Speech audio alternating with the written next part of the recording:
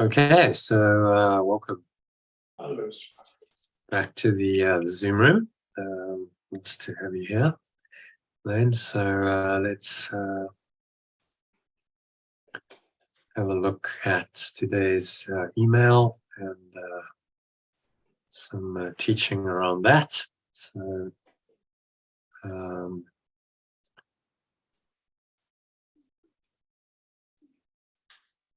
let me just share my screen with you.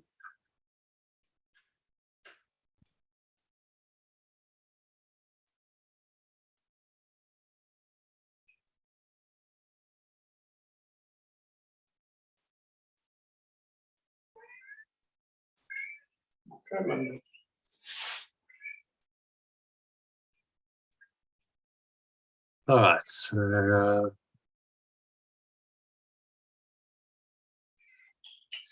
Okay. Good. Rich, Sparky. okay, so if you can read that, Elaine. You must sense when you're not 100%. If we can just let go and trust that things will work out the way they're supposed to, without trying to control the outcome, then we can begin to enjoy the moment more fully. The joy of the freedom it brings becomes more pleasurable than the experience itself. Oh, Goldie Hawn said that. So American actress. Yeah, I know. Who clearly is quite tapped in. The joy of freedom Yeah. itself becomes more pleasurable than the experience itself. Obviously, I did some background research into her. Actually, she's interesting. She's definitely into mindfulness and started a foundation to promote it and so on. So someone who's awakening in that industry. So it's a powerful pointer to the truth that you'll only ever find the joy of freedom when you allow yourself to feel joy in the present moment. It only comes now. You can't experience joy in the future or the past. That should be obvious, but it's obscured. Even if you're thinking about a memory, let's say you have nostalgia, you're experiencing that now, aren't you? It's always experienced in the moment. So its joy only ever comes now, and truth be told, the joy of being fully present and fully in an experience far exceeds any seeming pleasure you get from a nostalgic memory. It's a higher level of joy. Let's say, the photos, someone riding down a country lane, hands free, just experiencing that moment. That's a moment of freedom, liberation, and there's nothing that quite matches that. And this a memory of that is not going to match the actual experience, is it? Yeah, no. That's what she's really saying. So she's also stating the way that we can experience this joy by letting go of expectations about the outcome of our actions and trusting that everything will work out for our highest good, which is what the Holy Spirit, or remembrance of perfect love in our minds, intends for us. Okay, I don't have the expectations, I don't have fears anymore. I don't really know. We just had a chat before we went live. Who knows what will happen in January? You can only be present now and just allow it. Allow this to unfold moment by moment and be guided. And then, when you get to the now, when it's January, then that's where you are. And then you move it.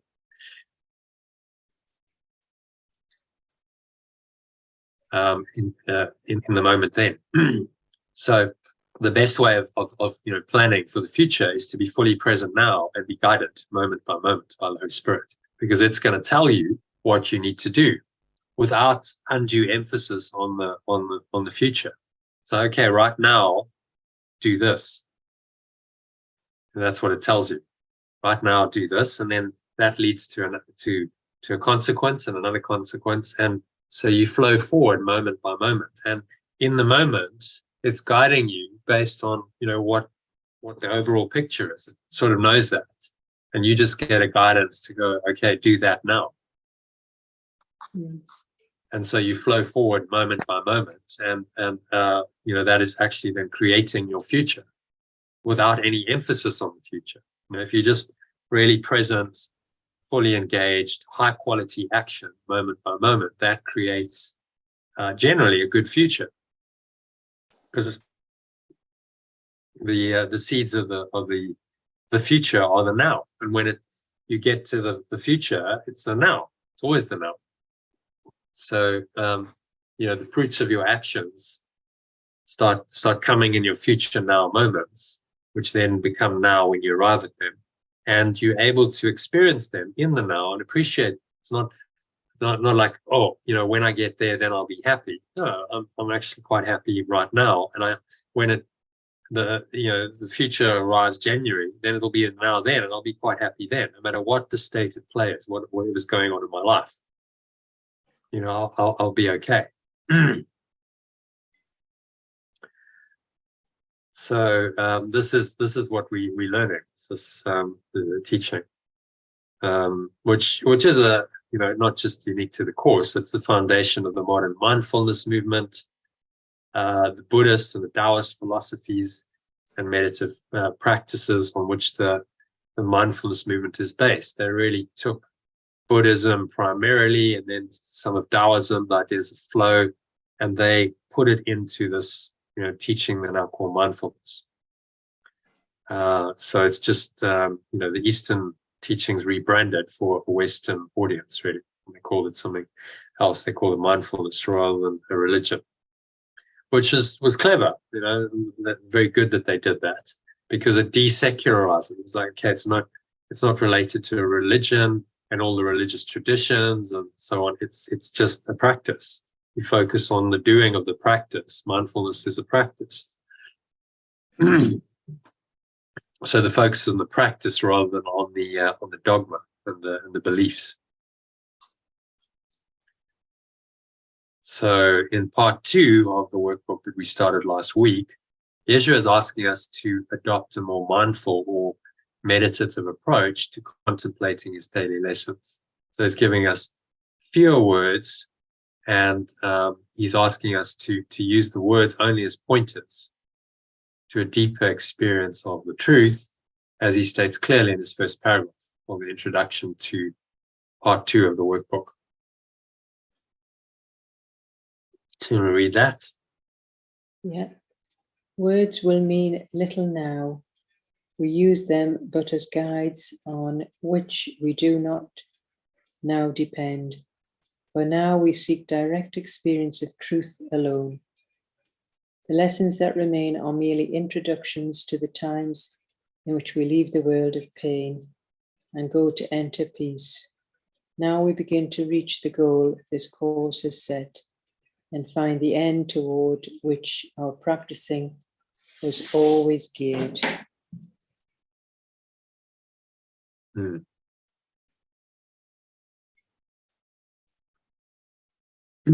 So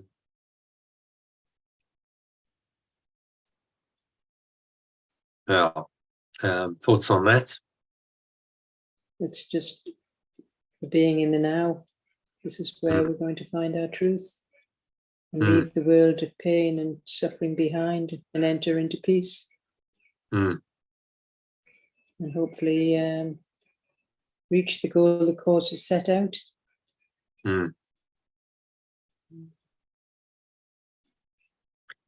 Yeah.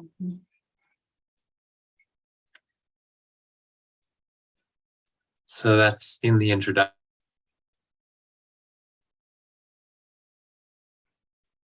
We won't look at it now, but if you any of the documents that are put together, this is our lesson for today, but it's in the introduction, part 2 introduction, which I'll keep in there for the whole of the part 2, because it's relevant to understand the framework. So, okay, so this is what we're doing, and he gives us instructions to how to practice. in it as well. So maybe worth just, as he's saying, it's really just about using these exercises as a beginning, and letting the exercises take us into a state of mind that is, experientially, it's peaceful, deeply peaceful, happy. The words are just pointing us to that state. And he's saying, in the first part of the workbook, it was very structured. Say, okay, we'll spend 10 minutes, spend 15 minutes. Now he's saying, I'll not consider time a matter of duration. I use as much as I will need for the result that I desire. Right? So some of your practice periods might be 10 minutes, some might be 5.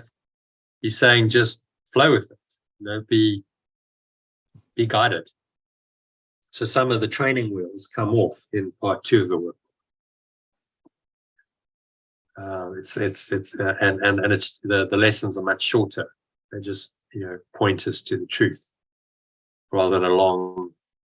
Some of those lessons were 10, 15. The longest one was 26 paragraphs, because there's teaching and there's theory going into it. But now it's just the practice of, okay, use the words as pointers, and there's a prayer in every lesson.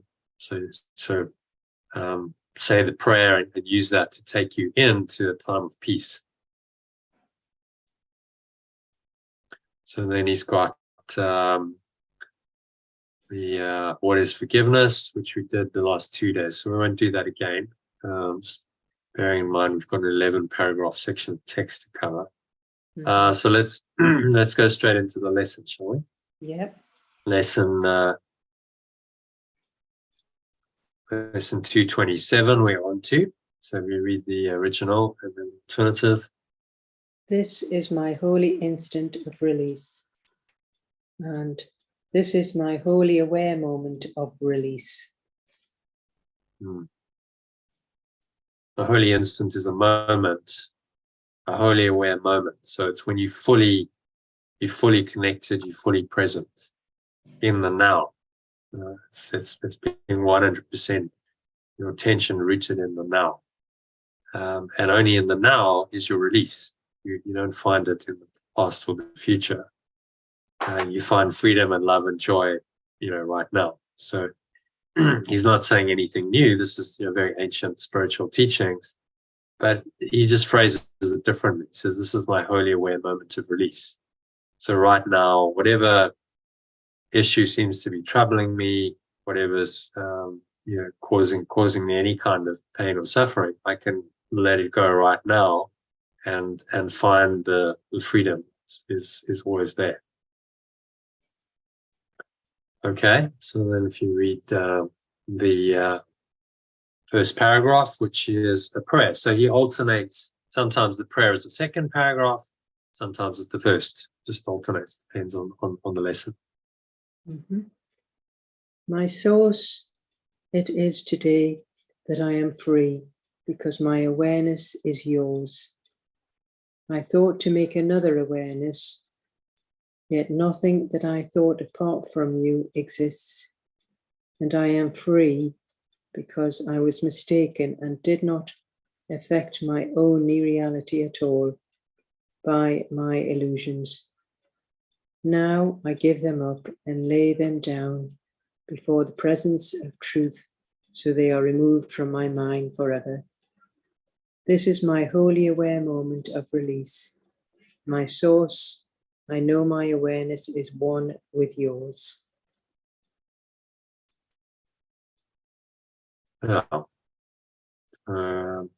Thoughts on that?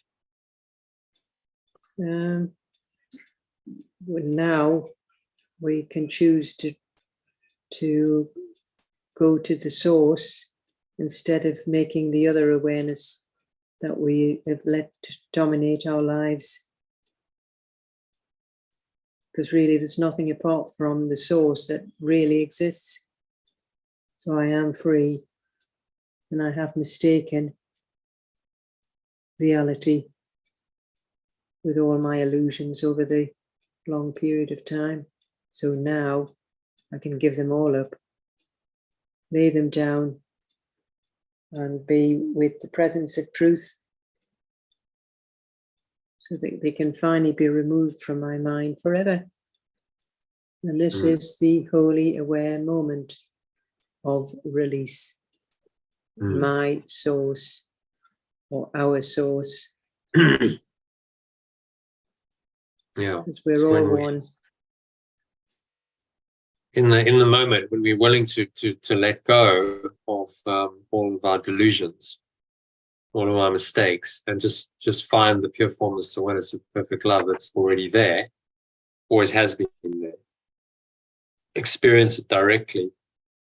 That awareness can only be experienced fully in the now. Right? The past and the future obscure it, because those are just mental ideas. Whenever you're thinking about past or future, really what's happening is it's just a thought in your mind. It's covering over your true awareness. It's that insight that leads to the lesson, key idea of the lesson, saying, this is my holy instant of release. So in a moment, you can be completely released. You go fully into the present moment, and everything else drops away. I've had this experience. It was profound. Everything drops away. You're just in pure formless awareness. There's no ego left. There's no concept of time or space or a separate person. In that state, it just was pure awareness. So that's what he's pointing us to. In the holy aware moment of release, we can find pure awareness. And that pure awareness is one with our source's awareness. It's the same awareness. So we merge back in to our original awareness, our source awareness. And when that happens, and we stay there permanently, that's the game over. That's enlightenment done. We're free of the ego entirely. And so that's what he's trying to prepare our minds for that one moment of decision where we say, okay, I'm done. And it's just, there's only pure formless awareness of perfect love remaining, and the world disappears. So practically that might seem to take a long time, but a moment doesn't take a long time. Actually, in that moment, you're free. Even if your body still hangs around for another few years, in that moment, you're completely free, and your mind is completely free. And one moment like that, one moment, one holy instant like that is enough. Today's workbook, today's text reading talks about this as well.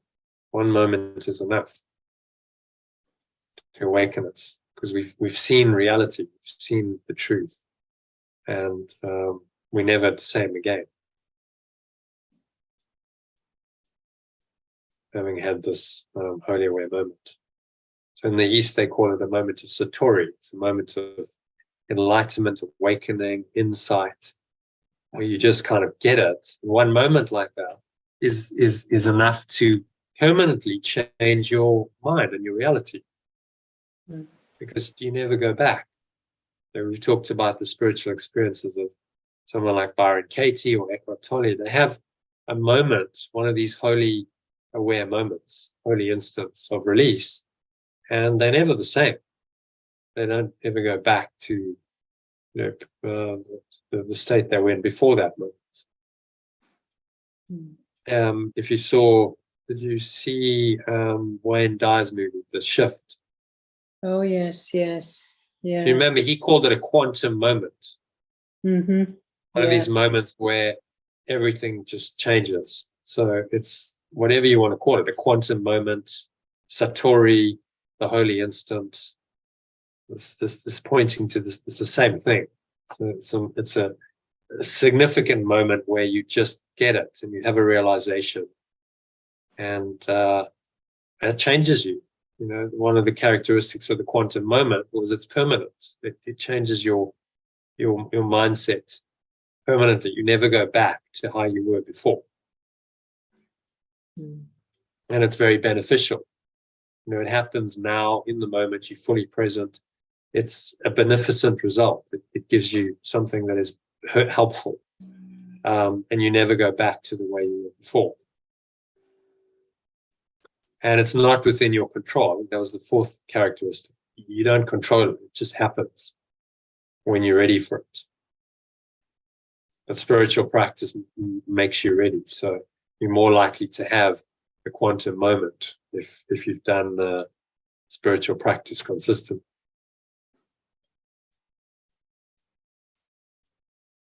But when you're ready, it just just happens. That's the miracle.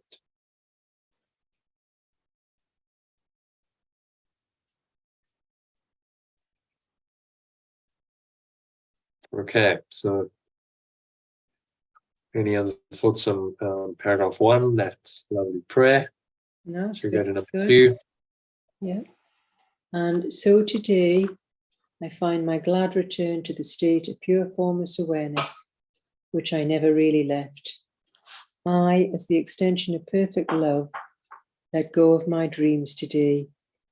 I come home again today, released from sin and wholly aware, with my right mind restored to me at last.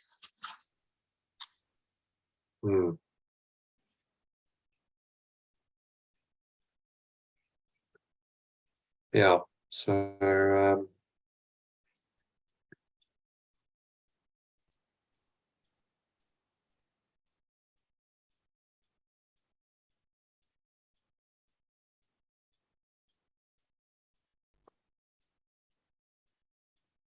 thoughts on that? Yeah, that's clear, really. We just can choose. We can literally leave it all behind and return to this state of pure formless awareness and just come home again, released from all the suffering and sin and all of the negative stuff, and become wholly aware with our right minds restored at long last.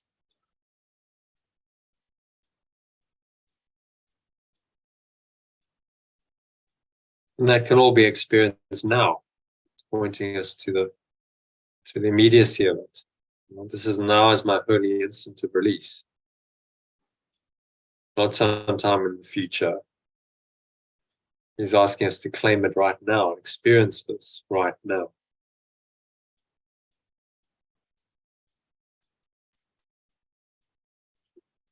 Which means it's very immediate, it's very powerful, and powerfully present in the now moment, and this is available to us always. It's never not now. So this is my holy instant of release, or every moment is my holy instant of release. This is my holy aware moment of release.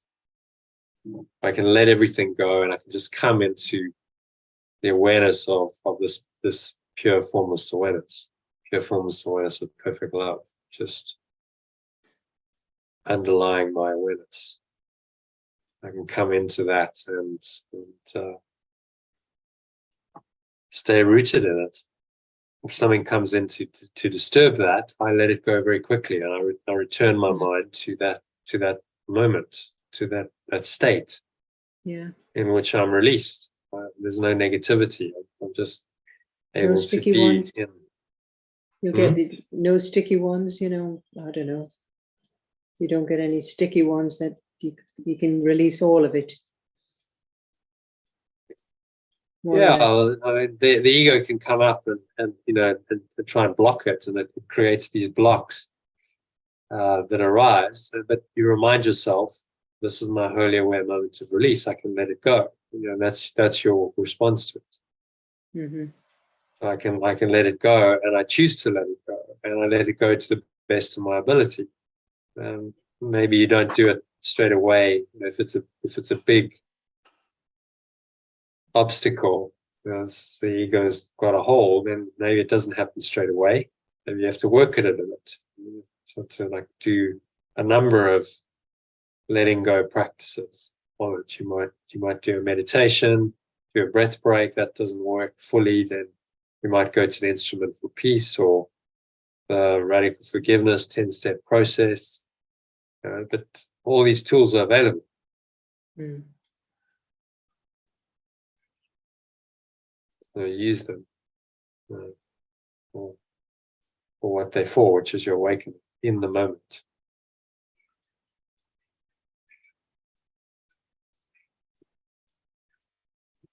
Okay.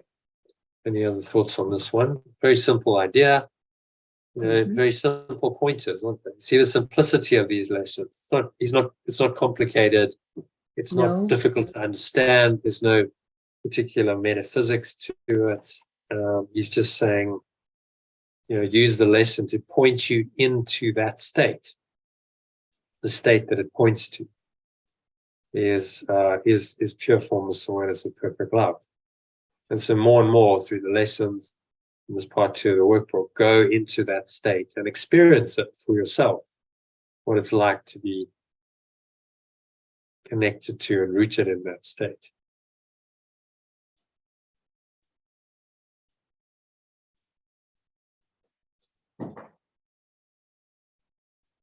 And each lesson, each day is an opportunity to do that, using a slightly different form of words, but it points you to the same state. Now, so speaking of states, shall we do a 20-minute med on this, and then we'll go into the text? Yeah. Okay, so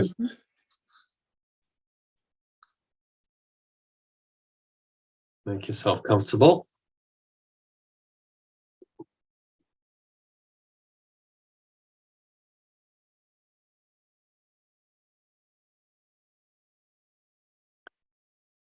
Okay, so I'm just going to meditate on today's lesson.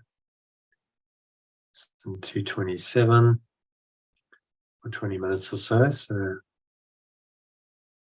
just closing your eyes, sitting comfortably with your feet shoulder width apart, your back straight. Cup your hands in your lap. Close your eyes and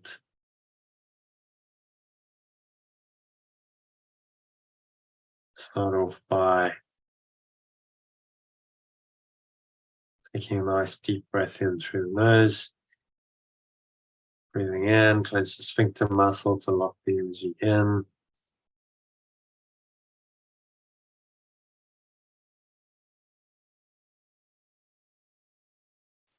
Pause at the top of the inhale. Scan your mind. Notice any thoughts, emotions, related body sensations going on, particularly anything that feels negative, negative of peace, love, happiness, joy. Any issues arising, just notice them, breathe into them. So it's a maximum inhale breath, and say, this is my holy instant of release. This is my wholly aware moment of release.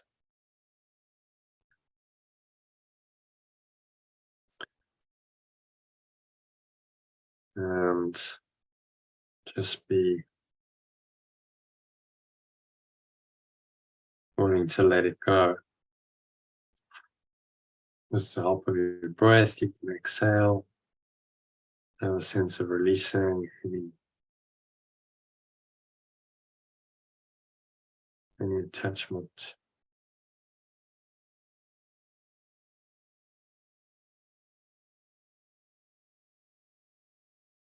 Just blowing it out.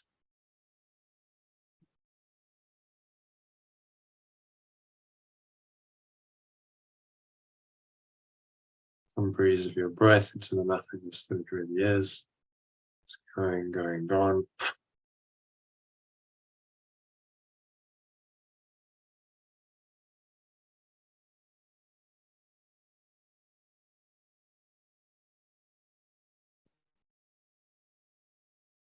So now breathe in, Again, so nice deep breath in, and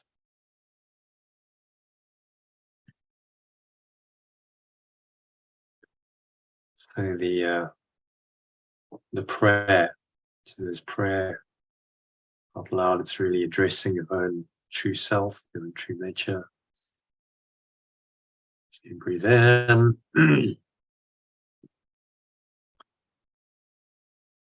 And listen to me speak the words, and then as you exhale, you repeat them out loud. Say the prayer aloud.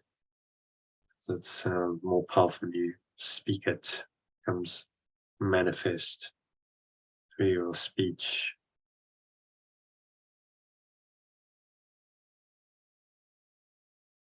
And breathe in and say, my source, it is today that I'm free, because my awareness is yours. And then exhale.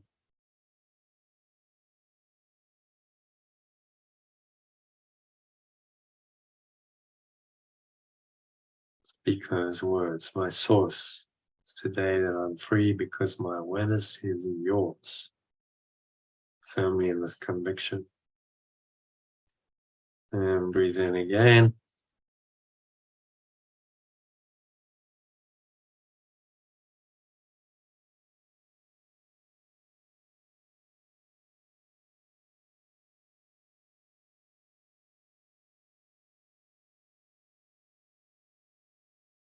I thought to make another awareness, that nothing that I thought apart from you exists. Speak those words, just admitting what we've done, just foolish. Yet nothing that I thought apart from you exists.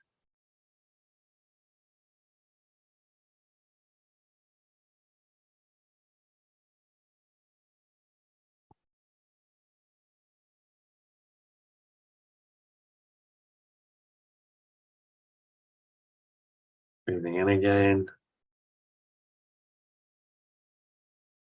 through the nose, and I'm free, because I was mistaken, and did not affect my own reality at all by my illusions. State that I'm free, because I was mistaken, did not affect my own reality at all by my illusions.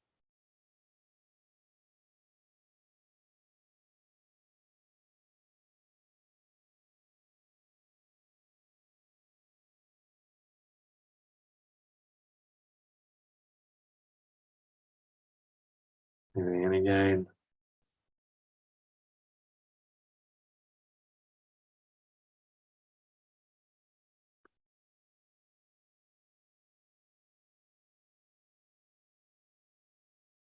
Now I give them up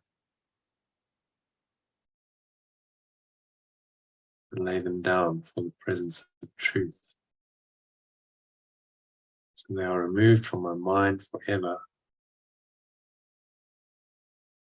And exhale from the truth of that, have a sense of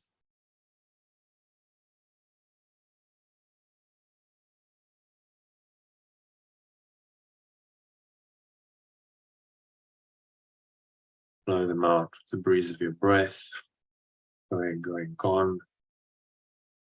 So claim it now. This is my wholly aware moment of release. Breathe that in to every pore, every cell, every muscle, every body, every part of your mind. Every fiber of your being resonates to this truth that right now is your wholly aware moment of release. You're completely free right now. So express this by saying, my source, I know my awareness is one with yours.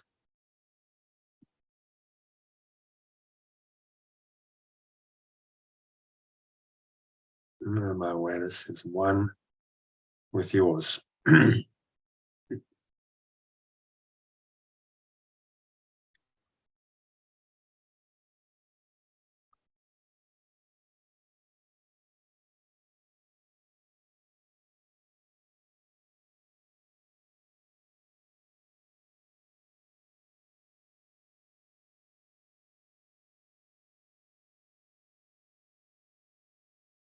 And so today, and then again,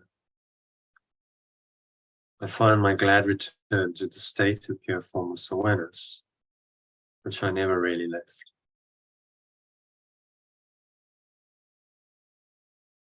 As you exhale, you sink into that awareness.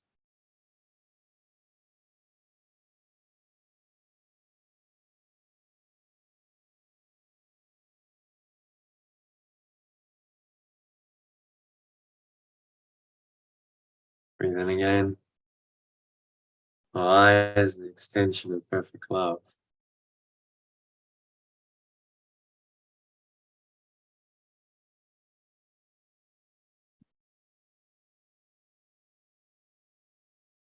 Let go of my dreams today. Have a sense of release, of letting go. Just blow them away with the breeze of your breath. Going, gone. Like dark clouds leaving you, black smoke.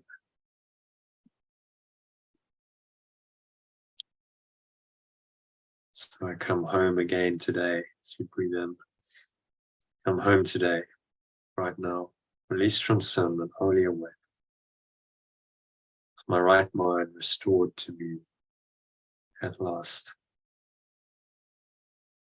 Mind that knows only the truth.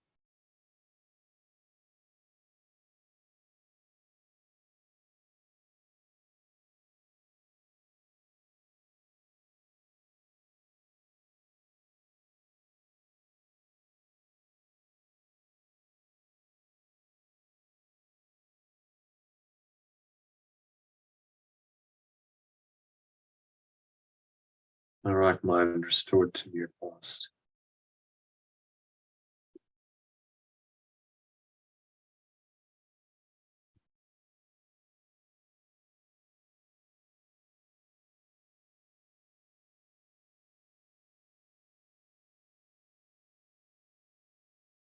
So it is.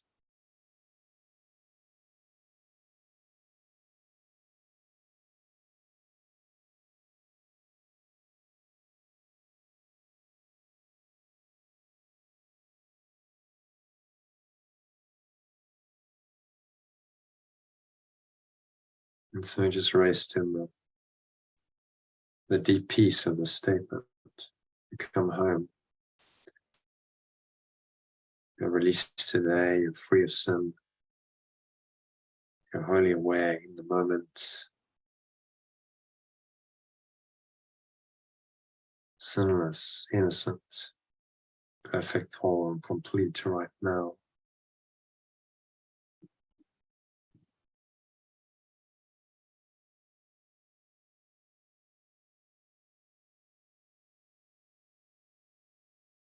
And so just observe the breath and just think inwards, going deeper within to the depths of your being, deeper and deeper.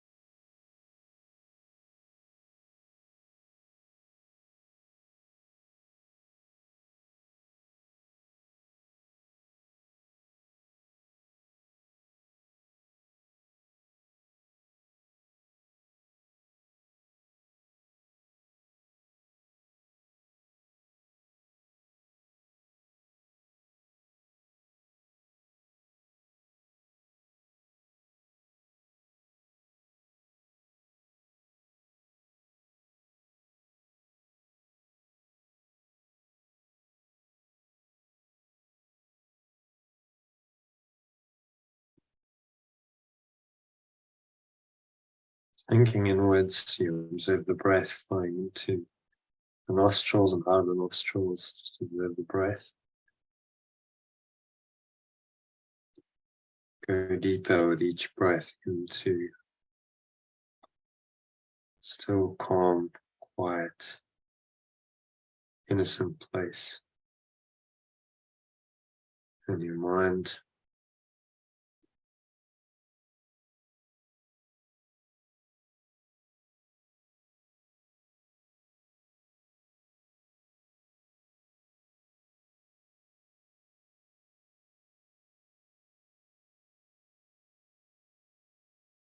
That is at home, knows its source, knows its own true awareness. Go home and just rest a while in that awareness for the next couple of minutes of deep silence.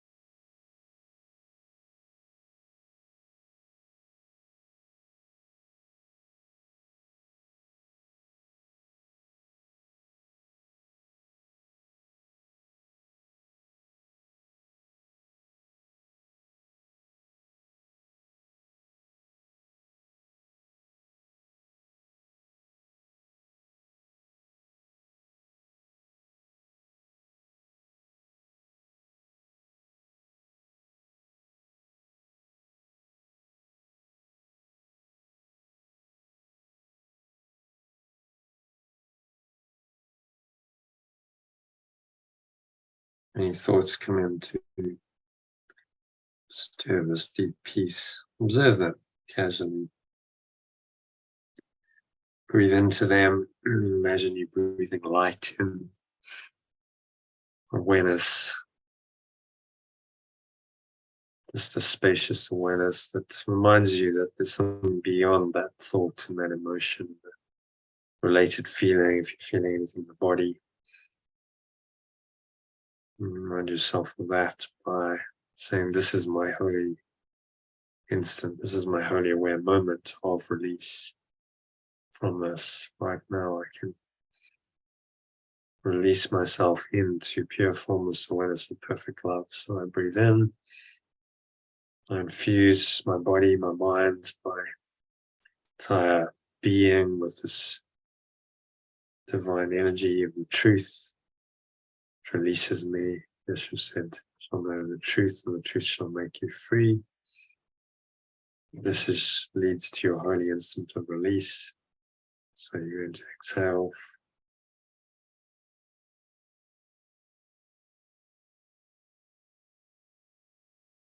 Blow it all out. The dark smoke or black cloud leaving you. It's going, gone. From the stomach into the spine. Expel the last remaining air out.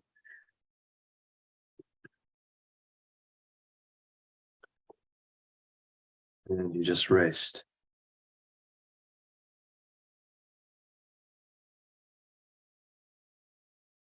In stillness and peace.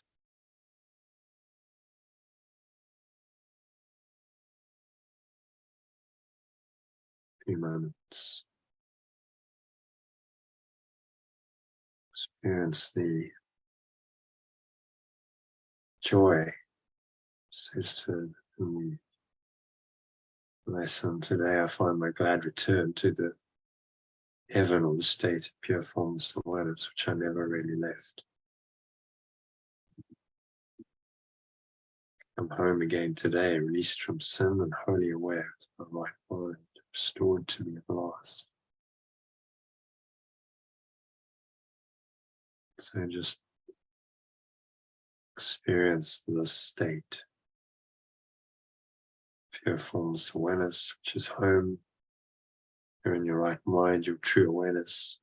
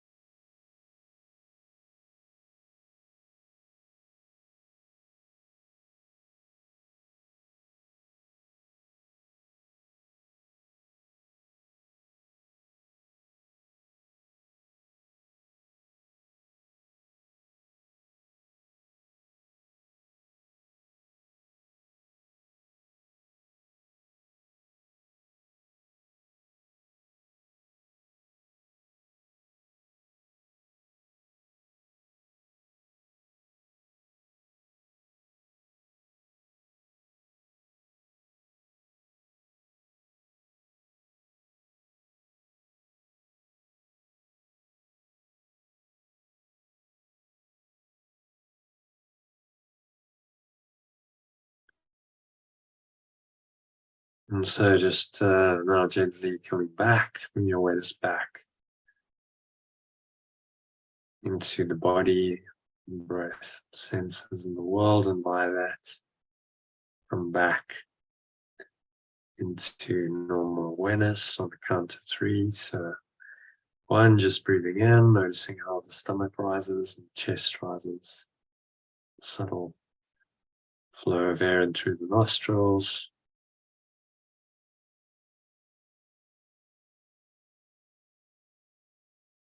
And you pause at the top of the inhale.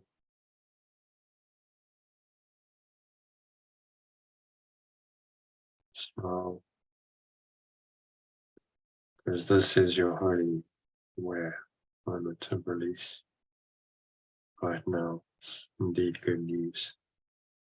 And every moment is your holy aware moment of release. So exhale.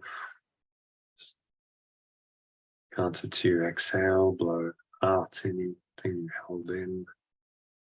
It's going, gone.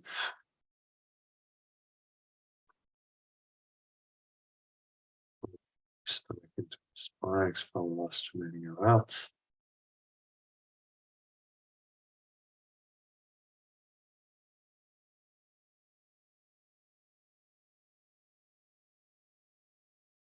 And you rest.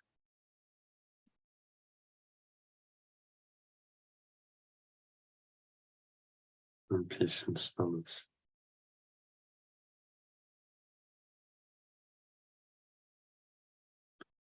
Count of 2, notice the weight of your body pressing down into the chair, your feet touching the ground. Noticing what you're feeling with your hands and touching. Maybe there's a subtle taste in your mouth, smelling nose. Notice that, notice what you're hearing. Surrounding environment, just noticing all these things in a still, calm, and surrendered state. State of mind without illusions, state in which you're wholly released, you're in your true awareness. I'm going to carry that awareness with you for the rest of the evening, rest of the session, or into tomorrow. So it's said, so it's done. And count to 3, open your eyes and take a look around. Notice what you're seeing from this very peaceful state of awareness. There's no judgment, no labeling, no mental interpretation, just a very peaceful, pleasant awareness. And close your eyes briefly. Notice that awareness is still there. It's the same. So when you open your eyes, look at something else. Just let your eyes randomly rest on whatever they happen to rest on. Maybe for a couple of seconds at a time, then move on to something else and notice it's the same awareness. This peace goes with you wherever you go. As the very Course Workbook lesson says, God goes with me wherever I go. And as in, because God is in my mind. So this awareness is you, it's in your mind, therefore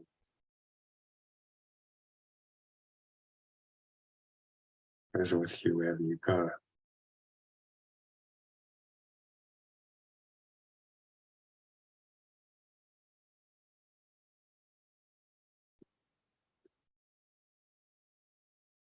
And so it is. So that brings us to the end of the meditation and first part of the session.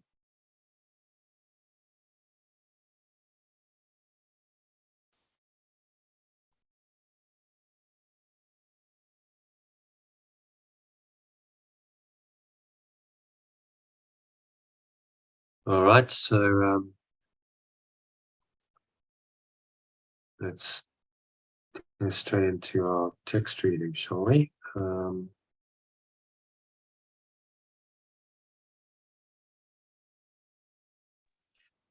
Yeah.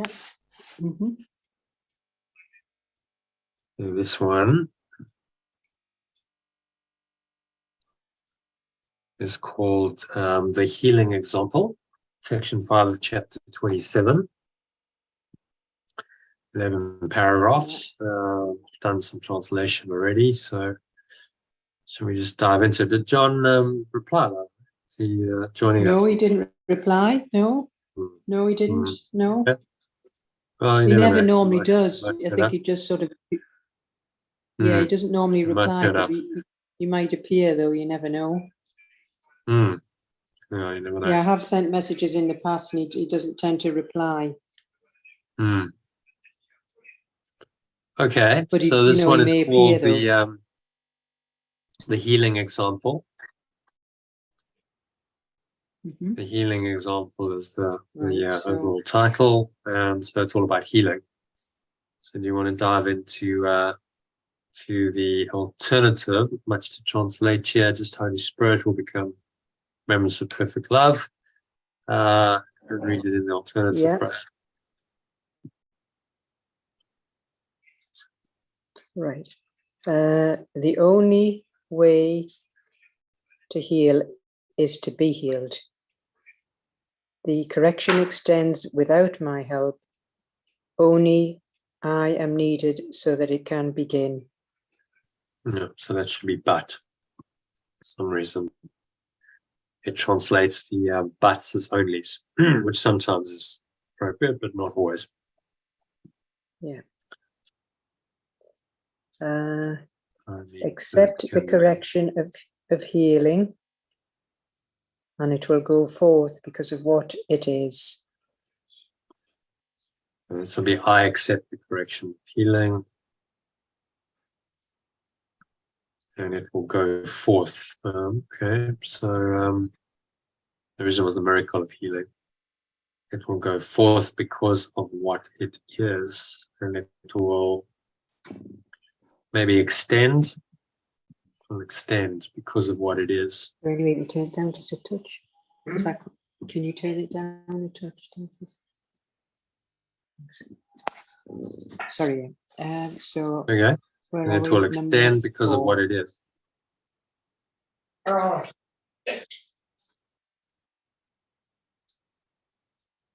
It's on, Dave. Is that it? It's better, thank you. Okay. Still Yeah. alive. Yeah. Right. So number 4. It is its Number nature. 4 is its nature.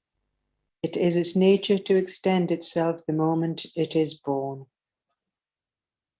And it is born the moment it is offered and received.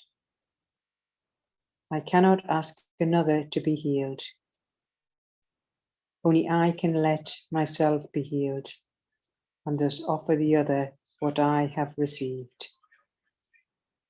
Who can bestow upon another what I do not have? And who can share what I deny myself? The remembrance of perfect love speaks to me. It does not speak to someone else, yet by my listening, its voice extends because I have accepted what it says.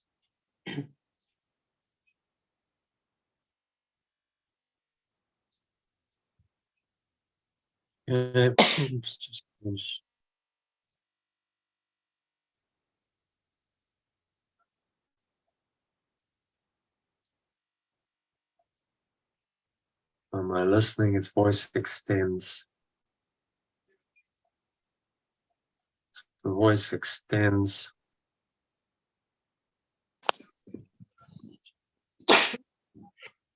On my listening, because I have accepted what it says. So as I accept what it says, it naturally extends through me. So just read it from the top below, and make sure we've got all the translations, and then give us a little summary. That'll be helpful. The only way to the only way to heal is to be healed. The correction. 2 seconds. I'm just. Still too loud.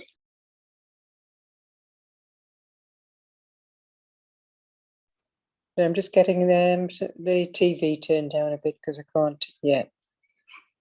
Right, that's better. Right, sorry about that. It is its nature to extend itself the moment it is born, and it is born the moment it is offered and received. I cannot ask another to be healed, but I can let myself be healed, and so offer others what I have received. Who can bestow upon another what they do not have? And who can share what they deny themselves?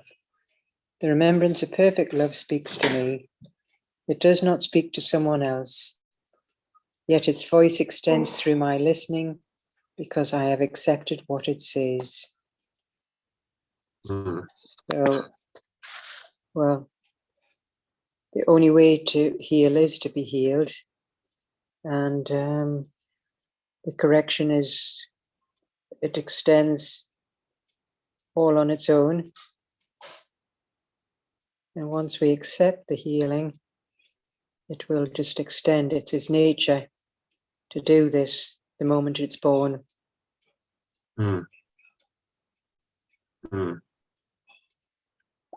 Yeah, and it cannot ask another to be healed. You can only let yourself be healed, and so others can see what you have received.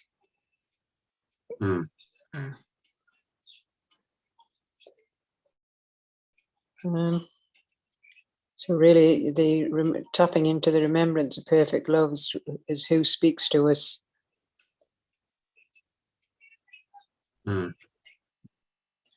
So yeah, and its voice extends through my listening because I have accepted what it says. The first part of extension is I must accept. If I block it, then how can I extend it? It's not possible. It doesn't allow.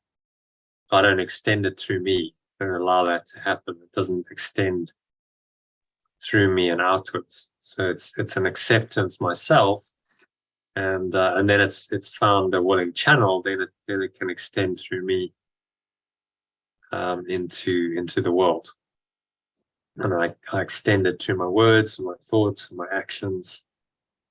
But I must accept what it says. It's true.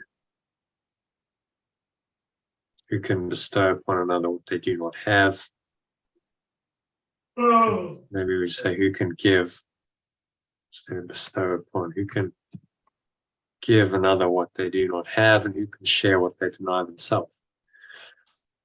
Yeah, quite right. I mean, how can we? You can't give it if you haven't accepted it yourself. So if I deny love, then how can I give anyone else love? Because I don't have it. I think I don't have it. How can I share it if I don't have it?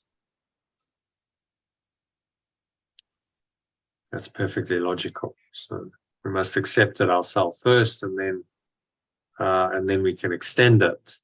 And our extension then becomes part of that acceptance. Actually confirms that that acceptance. Okay, dropped off there a bit. So I was just saying that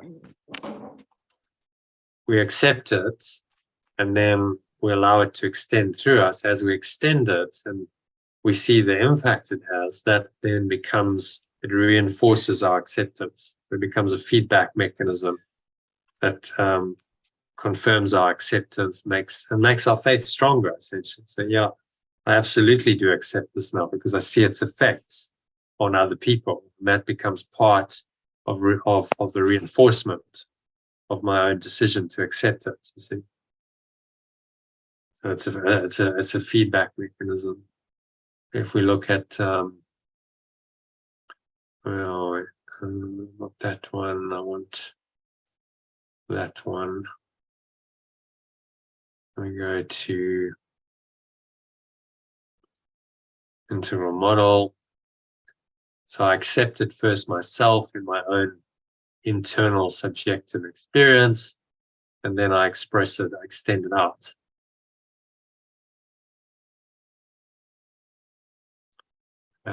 And that extension outwards and feeds back into the acceptance, says, yes, this worked, because you can see the impact of it. And it confirms that it's true, beneficial, useful, because you see the results in the objective world.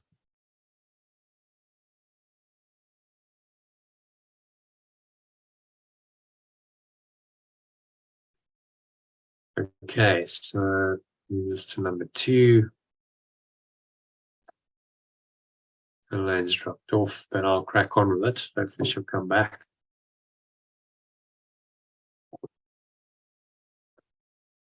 So health is the witness unto health. Health is the witness to health. As long as it is unattested, it remains without conviction.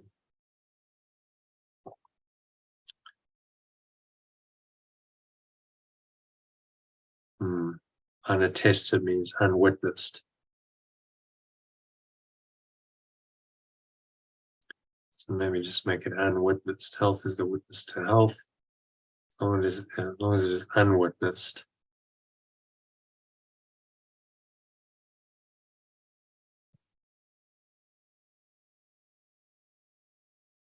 Remains without conviction. Only when it has been demonstrated is it proved, and must provide a witness that compels belief.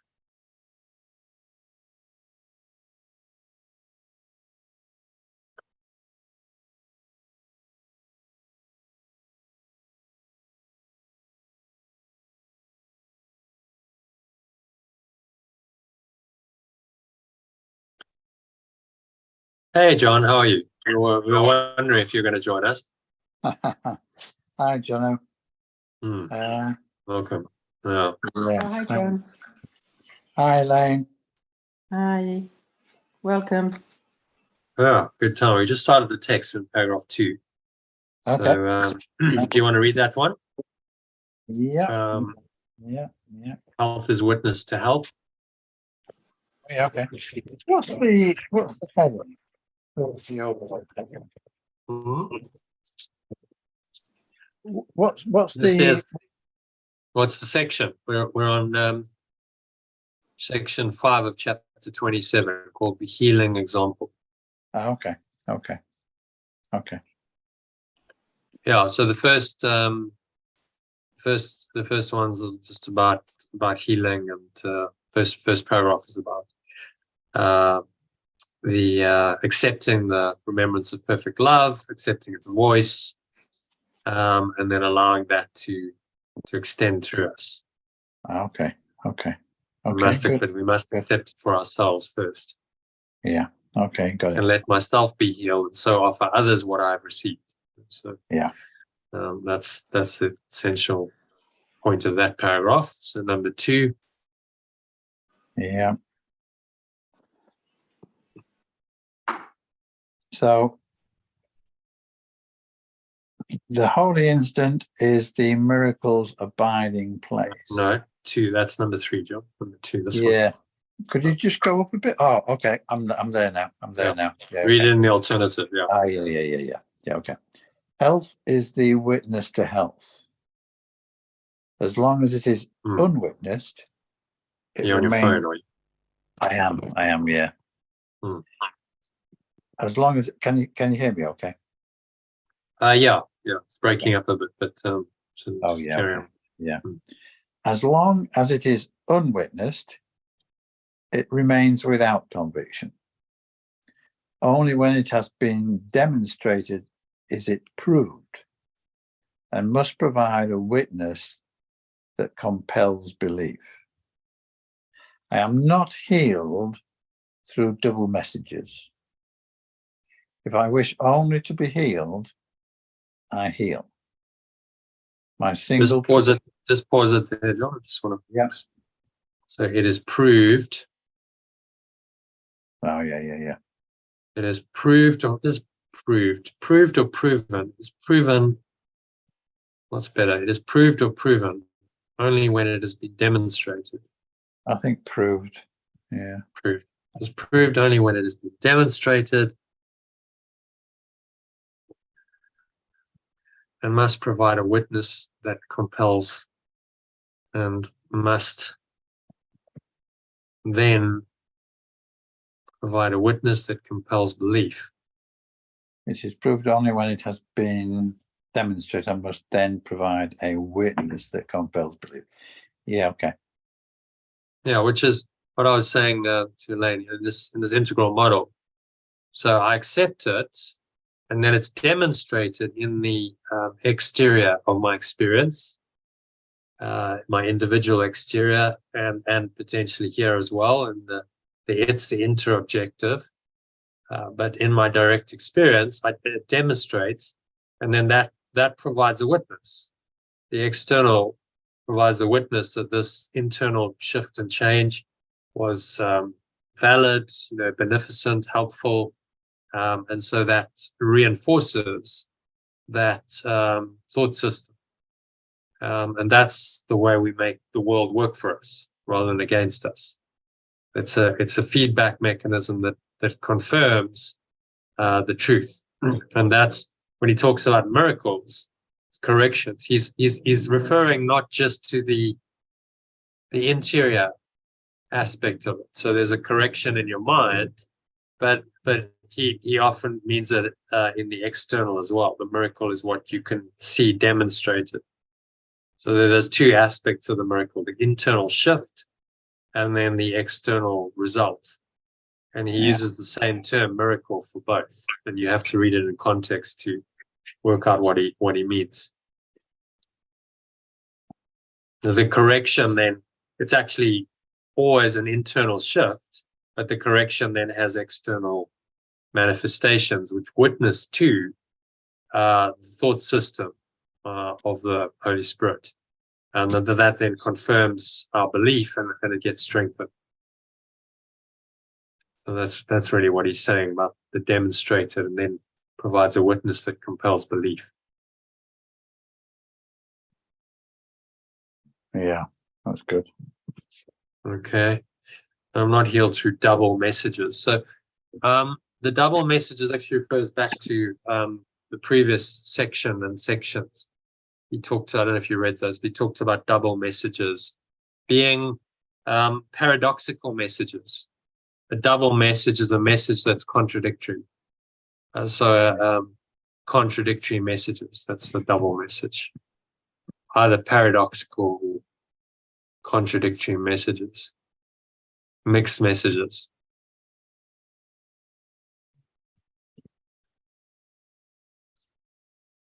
So on the one hand, I say I'm healed. On the other, I'm believing in the ego and I'm desiring and fearing, listening to its guidance. That's a contradictory message. So it has to be clear and singular to heal. Okay, some 5.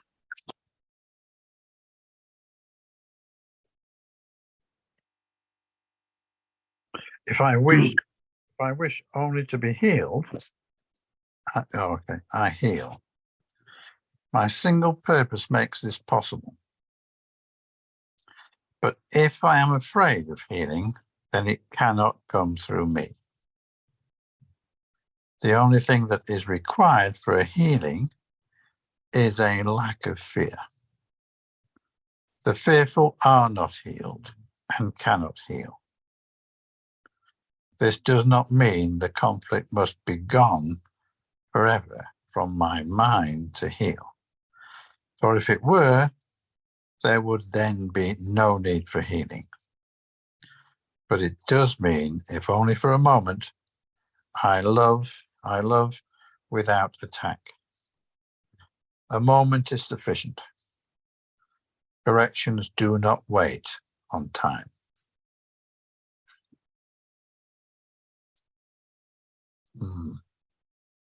Okay, so what's he saying here?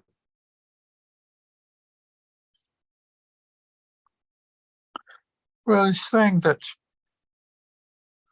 our health demonstrates, the state of our health demonstrates how clear we are in our mind, in our relationship to spirit and our true selves. And if there's any fear comes in at all, it will get in the way, but we're not expected to not have fear all the time, because that would be impossible. But as long as we are willing to let go of fear in those particular instances, then the healing process can come through.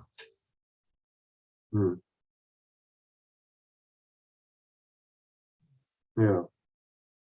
And where there would then be no need of healing. So yes, if there were no fear, then healing isn't required. You're just in pure formless awareness, perfect love, and the idea of healing becomes unnecessary. It does mean, if only for a moment, that I love without attack. So this is unconditional love. And interestingly, today's lesson is all about the holy instant of release. Yeah.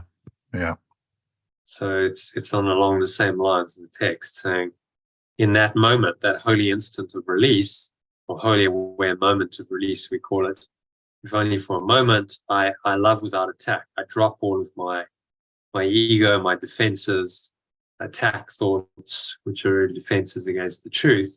And in that moment, I experience unconditional love. Right? Maybe we say unconditional love. And if we can have one moment like that, that's sufficient, he said. Corrections do not wait on time. One instant, one moment like that can actually shift us permanently into another state of mind. And we don't go back to the old state. So people who've had, these profound spiritual awakening experiences talk about these experiences. Eckhart Tolle, he had an experience where he just kind of went into some kind of vortex and realized that there were two selves, and he couldn't stand the one. I can't stand myself. There were two selves, and had an awakening experience through that. Byron Katie woke up literally and figuratively one morning on the floor of a rehab center, and the cockroach is crawling over her foot, and that experience awoke her. She just observed it in a state of pure awareness. So in that moment, she loved without attack. There was no harm no thought of harming the cockroach. She just observed it without any judgment, without any attack thoughts. Not, oh, this is disgusting. This is, I've got to kill this. It was just unconditional love for that being that was the cockroach in that moment. She recognized the being as herself. And that moment was sufficient. She never went back into the same negative state of mind that the ego put her in. Corrections do not wait on time. So he's pointing to this wholly aware moment, the holy instant of healing. It's called many things. Satori, they call it in the East. If you remember Wayne Dyer in the Shift, did you watch the Shift ever? He called it a quantum healing moment. Yeah. It's a moment where suddenly you penetrate through the ego and you just have an insight, and it changes you forever. That was one of the outcome, one of the characteristics, that it makes a permanent change. You never go back again to the same state of mind, is what he's pointing to here. A moment is sufficient. Even if the conflict returns to your mind, then it doesn't matter. You still had a significant shift, and you've moved into another level of awareness because of it, which is quite nice. It's giving us a little bit, say, okay, well, fear might come back. Even interesting, someone like Anita Mojani, who had a profound near-death experience and really went into this realm of pure formless awareness for hours. She was in a coma for over 30 hours and had this profound experience. She came back, and having healed, and cancer was then done, she said fear returned. She still had moments where she feared. So it wasn't gone forever from her mind, but she had enough awareness because of that near-death experience to know that it wasn't real, and that she could then transcend it and let it go, not let the fear govern her as it did before her near-death experience.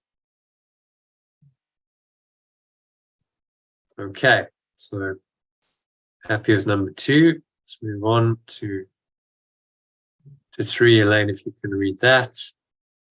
And the alternative, please. The wholly aware moment is the corrections living place. From there, each one is born into the world as a witness to a state of mind that has transcended conflict and has reached to peace. It carries comfort from the place of peace into the battleground and demonstrates that war has no effects. For all the hurt that war has sought to bring, the broken bodies and the shattered limbs, the screaming dying and the silent dead were gently lifted up and comforted.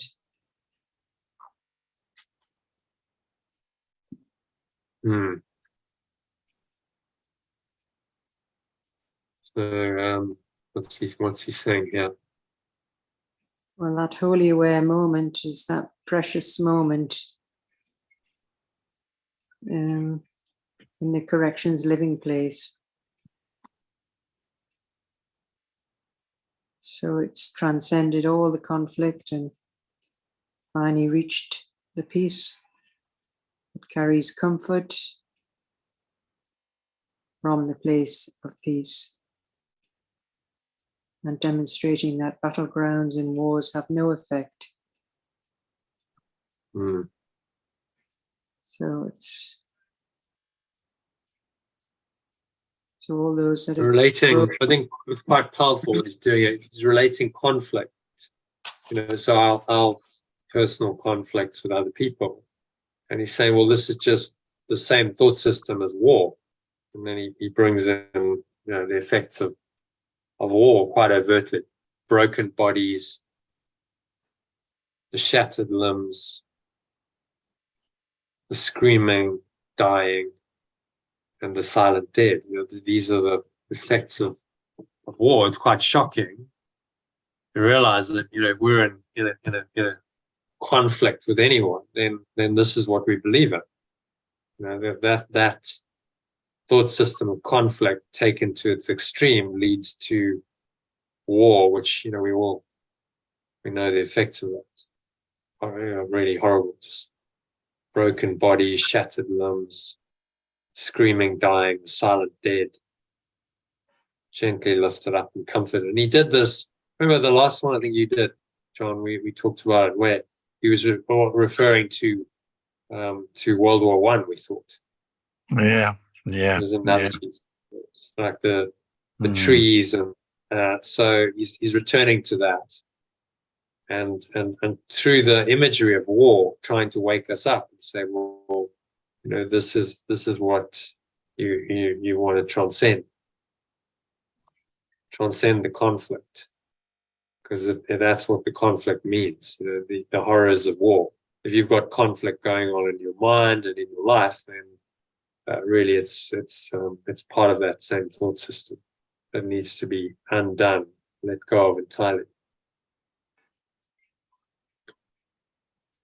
And all these people who believe in this are gently lifted up and comforted. If you read accounts of soldiers, often they do find a lot of comfort in the truth, in spirit. There's that famous poem of a soldier. It was found after he died. I wasn't sure if it was World War I or World War II, but he wrote this poem where he talked about the spirit. There was something else that transcended it all,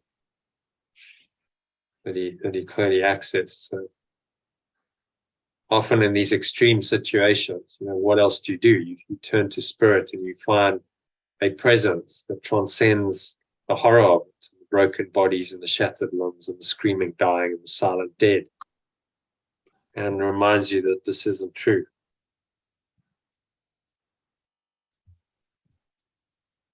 In fact, death is a release from that. Or in some ways, the lucky ones are the ones who die, so they don't have to deal with that anymore. The one step behind in the hellish environment of war, or still have to deal with hell.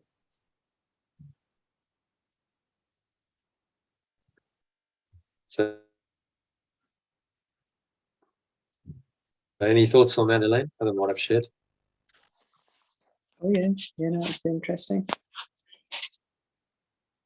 Yeah, very clear. I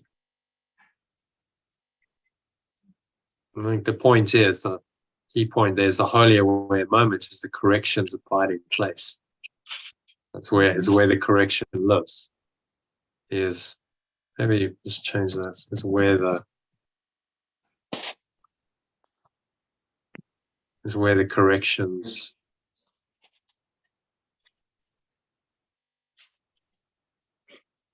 holy aware moment is where correction happens, rather than it's where it's abiding place. It's the miracle's abiding place. What does he mean? Corrections only happen in the moment. Is where holy aware moment is where corrections happen. So when I'm wholly aware in the moment, I'm rooted in the now, in other words, that's when corrections can happen. And then I transcend the conflict and the effects of conflict, which he mentions there quite graphically. Okay, happy to go to number 4 then. There is no sadness where a correction has come to heal, and nothing more than just one moment of my love without attack is necessary that all this occur. In that one moment I am healed, and in that single moment is all healing accomplished. What stands apart from me when I accept the blessing that the holy aware moment brings? Do not be afraid of blessing, for the one who blesses me loves all the world and leaves nothing within the world that could be feared. But if I shrink from blessing, the world will indeed seem fearful, for I have withheld its peace and comfort, leaving it to die.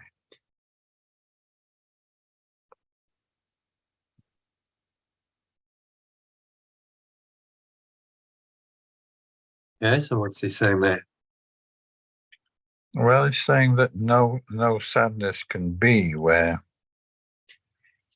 a miracle has taken place,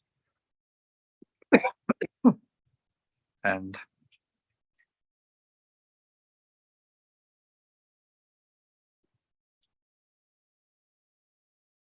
then we can be, and we are healed in that moment when we let go and allow spirit to enter.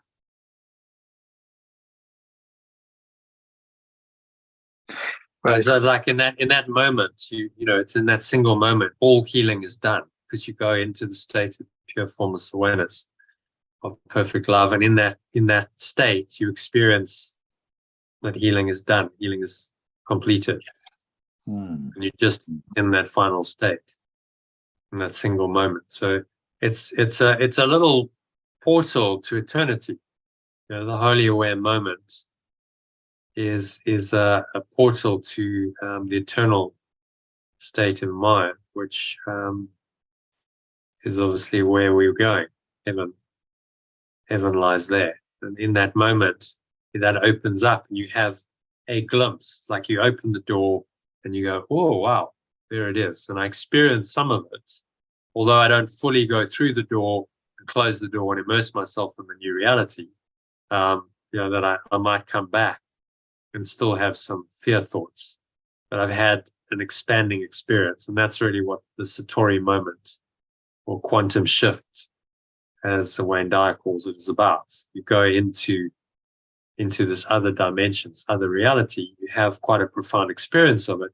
You come back now into this world, and you're never quite the same because you know that there's another dimension. You've experienced it, and so it has a permanent effect on your mind, which is healing. Which is what he's saying here. So if I can just accept the blessing of that moment on me, then I'm blessed and healed.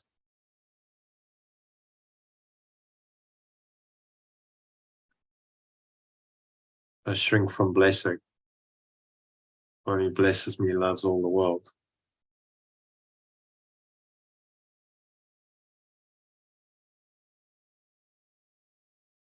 So returning to the earlier theme, he's saying, you must accept it fully. You know, accept these blessings, accept the state fully for yourself, because in that moment you're healed, and you'll never be the same again. Even if you return back to pathways where there seems to be some fear, you're never going to be exactly the same again. You've expanded beyond that.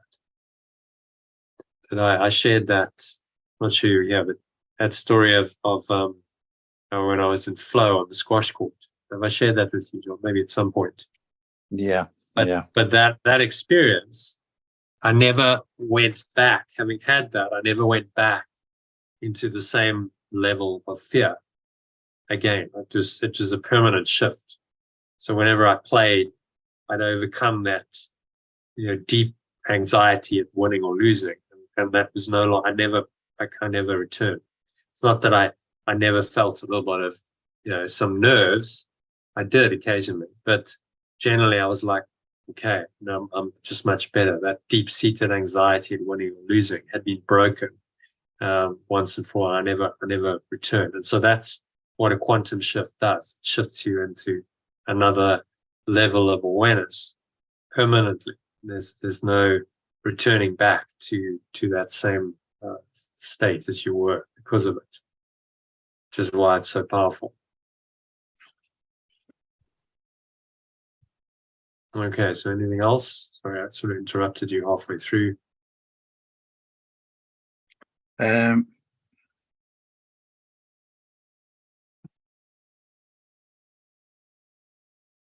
I think the final bit just really is that if we give in to fear, then we lose all that we've built before, really. Hmm.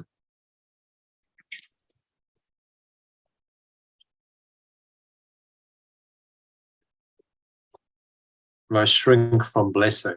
And so if I shrink from, if I deny, maybe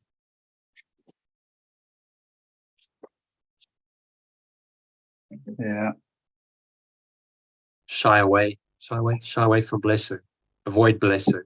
that's good. Yeah. What did you prefer? Avoid, Shy away. shy away. Okay, if I shy away from blessing, the world will indeed seem fearful. If I shy away from my blessing, the world will indeed seem fearful. For I have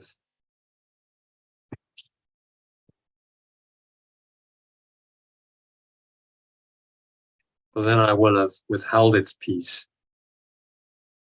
and comfort, leaving it to die. So as I shy away from the blessing, pure formless awareness, in my own mind, I really condemn the world to death. This is the equation. This is what he's saying.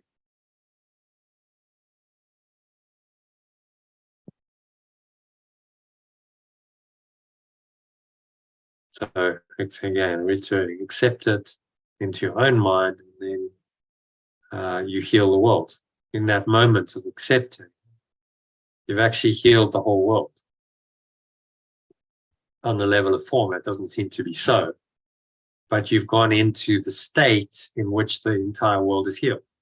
And so you're opening that. The more people do that, the more you open that portal for others to get there.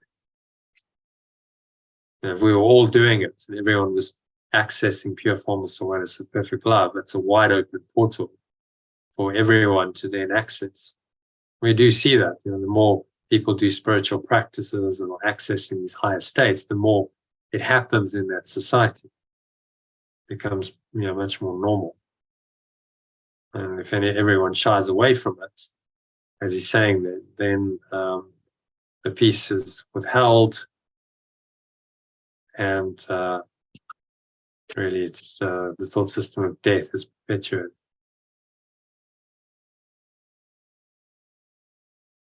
Okay. Any other thoughts on that, Elaine? Comments or questions?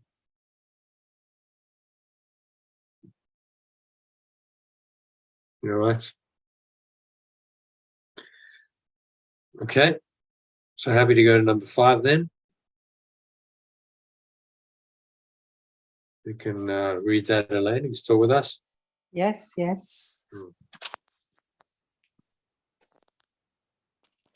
Would not a world be bitterly bereft, be looked on as a condemnation by the one who could have awakened it?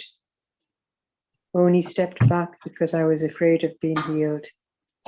The eyes of all the dying bring reproach and suffering reinterpreted by the remembrance of perfect love's whispers. Where is there to fear? Oh, sorry. What is there to fear? Yeah. And consider well its question. It is asked of me on my behalf. The dying world asks only that I rest a moment from attack upon myself so that it may be healed.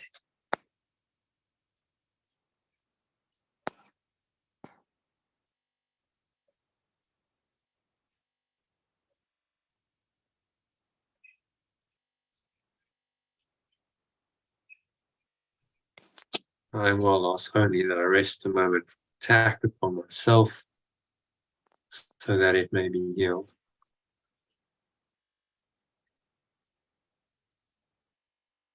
So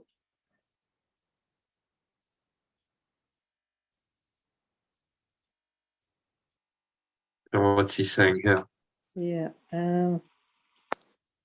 well, we need to step back from condemnation, otherwise we're not going to be healed.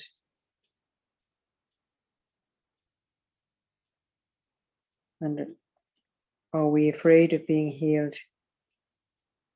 We need to step back and see that we're afraid of being healed. And the eyes of the dying bring suffering, and reinterpret by the remembrance of perfect love's whispers. What is there actually to fear? We need to consider this question. The dying world only asks what I rest a moment from attack upon myself, so that it may be healed. So until we stop attacking, we're not going to be there. And say if we're not willing to be healed, but step back again, maybe shied away from healing. Could have awakened it, but shied away from healing because they were afraid of being healed. And so then we perceive the world as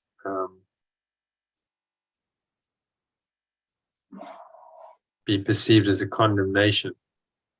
We're not a world so bitterly bereft, be perceived as a condemnation by the one who could have awakened it, but shied away from healing because they were afraid of being healed. And so if we shy away from being healed, then condemnation is inevitable. And the world seems to be condemning and attacking us and others. Eyes of all the dying bring reproach.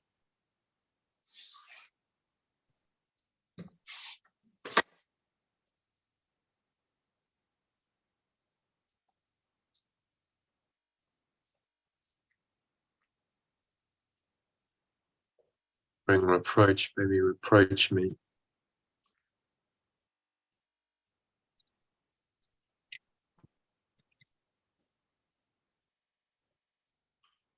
Suffering reinterpreted by the remembrance of perfect love whispers.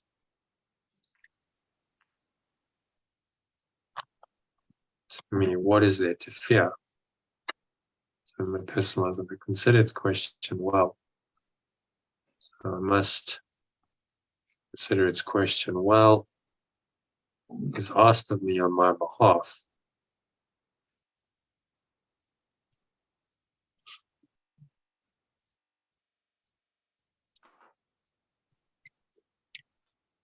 About it asks me.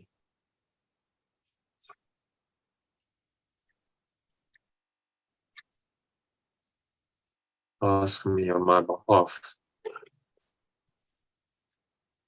Dying world asks only that I rest a moment, attack upon myself so that it may be healed. Just if you don't mind reading it, translate quite a bit. Just read it from the top, Ellen. Can you bring it? Oh, there it is. Yeah. Yeah. Would not a world so bitterly bereft be perceived as a condemnation by the one who could have awakened it, but shied away from healing because they were afraid of being healed? The eyes of all the dying reproach me, but suffering reinterpreted by the remembrance of perfect love whispers to me, what is there to fear? I must consider this question well. It asks me on my behalf. The dying world asks only that I rest a moment from attack upon myself so that it may be healed. Okay. Key points there. What's it saying? Well, if we tune into our perfect love, I'm just gonna, John, I'm gonna stop you already. He's busy cleaning his teeth. Oh, sorry. It's okay. So, yeah. sorry, Lane. Yeah. Well, it's basically whispering is what is there to fear? But we keep going back to the attack on ourselves so that, we're not able to be healed. So the key point is we're afraid to be healed.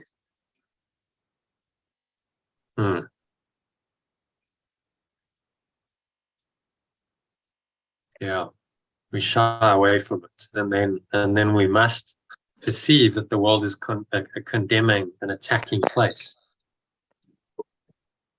Yeah. If we shy away from healing, it's inevitable.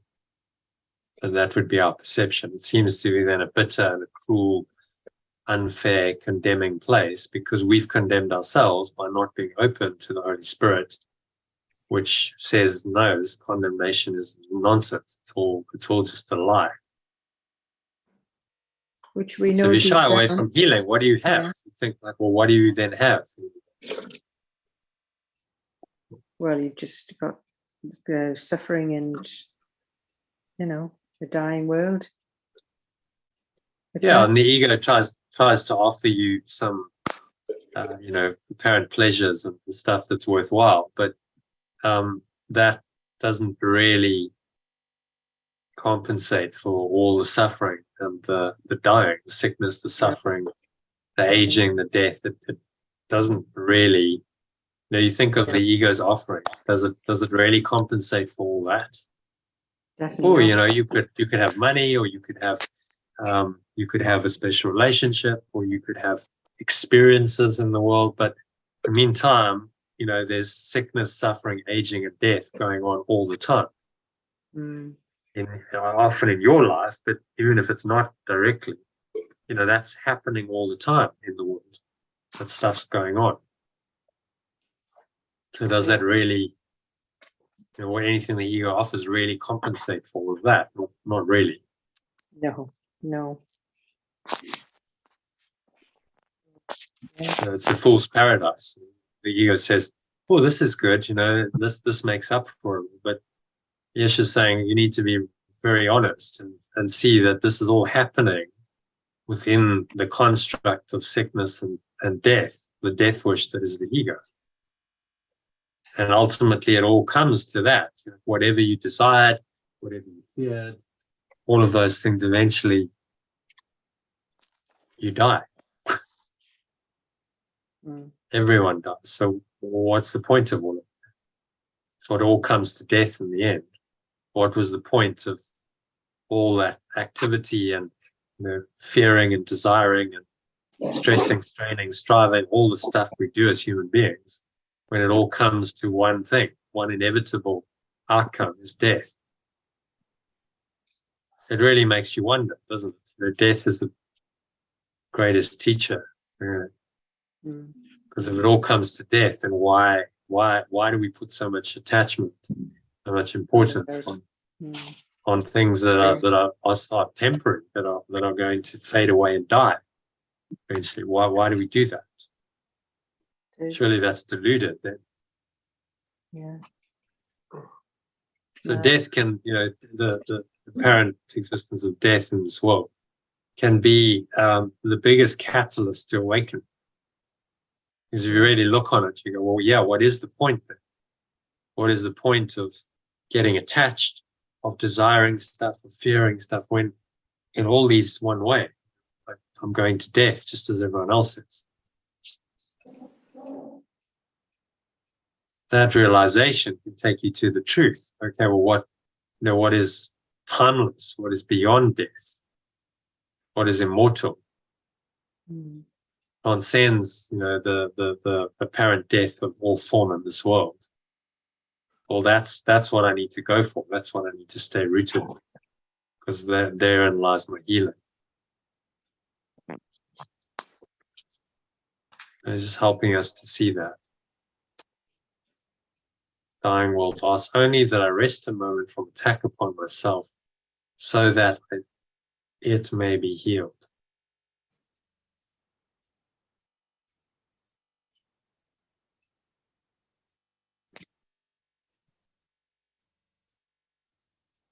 Okay. Any other thoughts or comments on that? No, good paragraph. Okay, let's move on to number 6 then. John, are you ready to read? Yeah, I am actually. I'll just do one more because I'm in close proximity to quite a number of other people. Okay. And Where are you? Are you on a walk? Are you? we're staying in a kind of a Hotel. small hotel with lots of people in. Well, there's a kind of a various people bumped up next door, and the walls are quite thin actually. Right.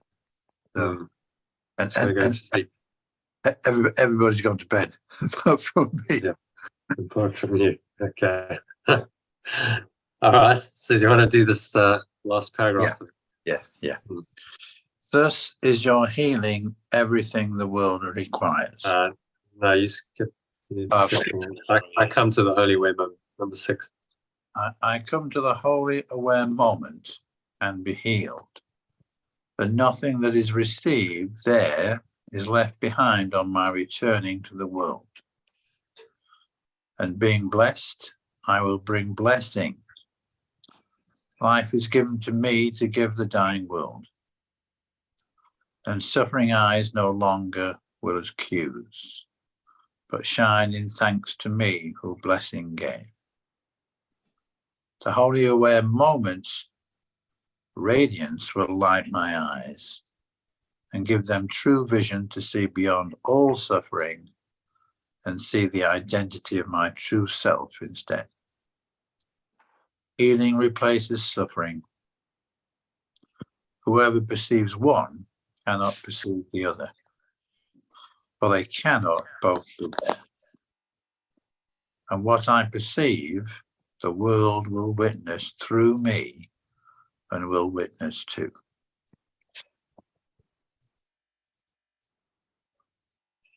So he's emphasizing here that the wholly aware moment, the now, is really, it's all powerful in terms of taking our lives out of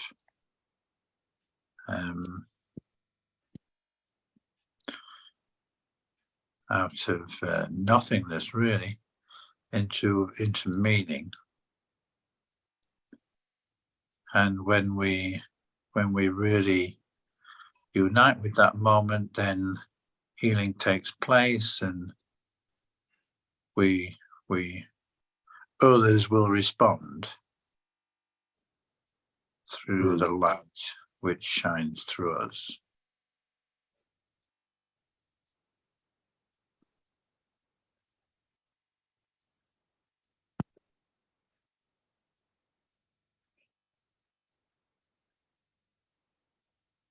Yeah, nice summary.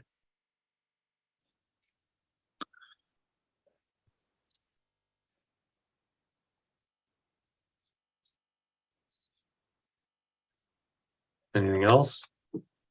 No, I think that's got it really, I think.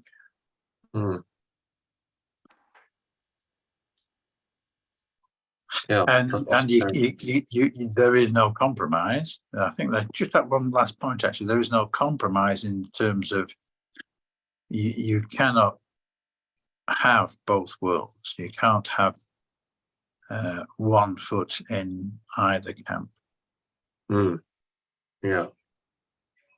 Whoever perceives one cannot perceive the other. So the moment you slip into the ego, then you're in this other world. You're in a world that's dark. It's about sin and guilt and fear and attack and condemnation. And it's a different world, a different reality. And then you change your mind, and suddenly you're in another world, the real world. And the world's just changed. It's a radical transformation, but nothing seems to have changed, does it? It's just your perception. Yeah. And we know, we've all been in dark states in our life. It's a very different reality, a different world compared with when you're actually feeling quite good and happy and relatively peaceful. It's a very different reality, very different world. Yeah. Is what he's saying. The world will then witness to what I perceive and witness what I perceive. So in what you see, the world will witness. So the world will witness what I perceive and will witness too. So it sees through me this new reality, or it sees the darkness. If I see darkness, then that's what I'm allowing the world to see through me. Maybe in the world, so in everyone. Yeah. Everyone will witness what I perceive. So think of, the enlightened beings of this world. They have another perception. They allow us to see that, perceive that through them, through their own experience, because they speak it, they teach it, they write it. And so we can witness what they perceive through their own experience.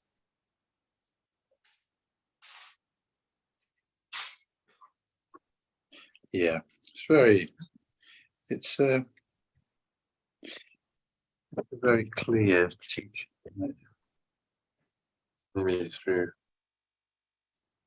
And everyone will witness what I perceive and will witness too through my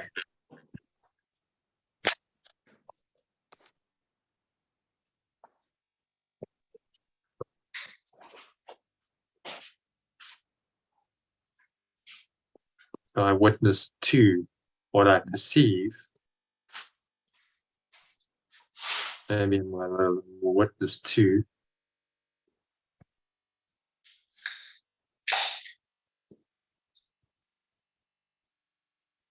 my life. So the enlightened beings like the Vishnu and the Buddha, they witness too. They demonstrate this effects of this thought system of the Holy Spirit so clearly that they become the witnesses to it in this world. And we start to perceive what they perceive through their example. So we become the examples of another way, another thought system.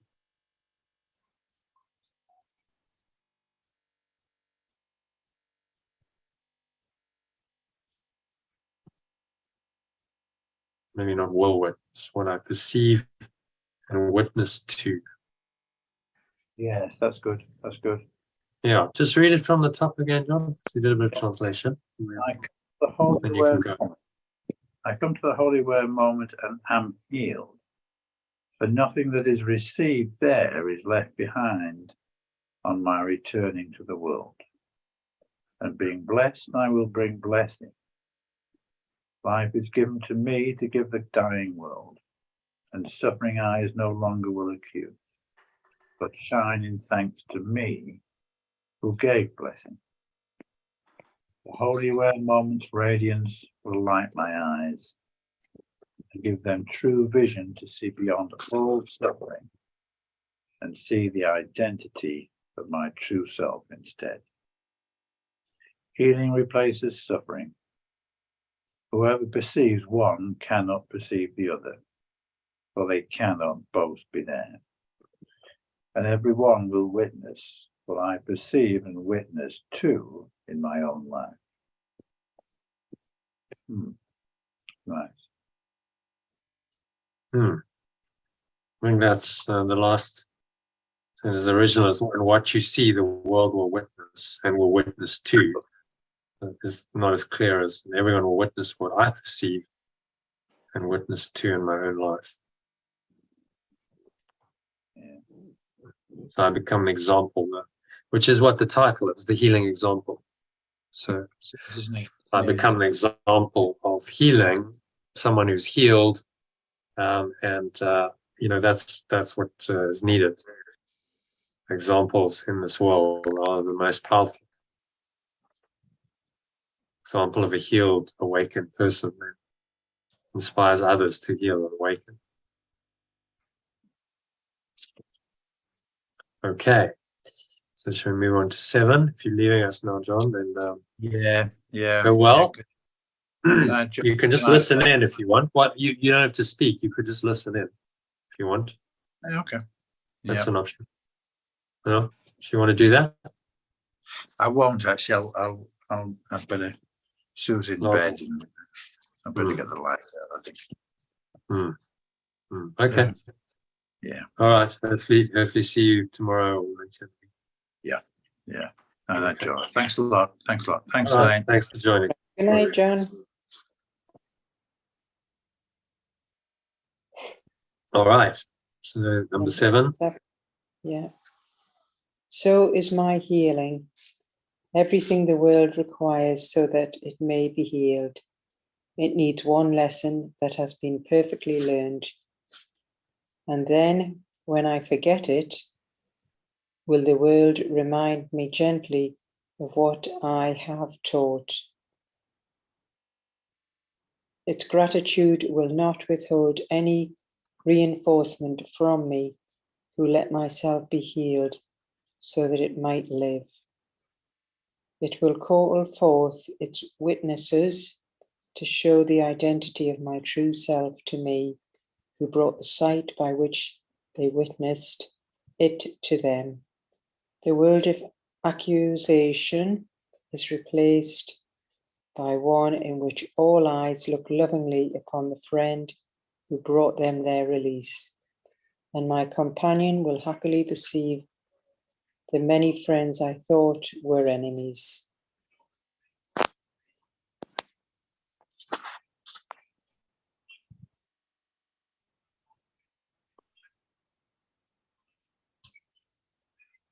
So, Happily your brother will perceive the many friends he thought were enemies.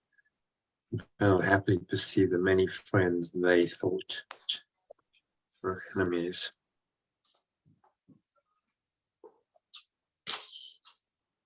And what's he saying here?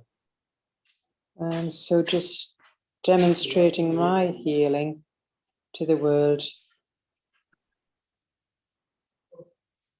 then this is when the healing takes place for others.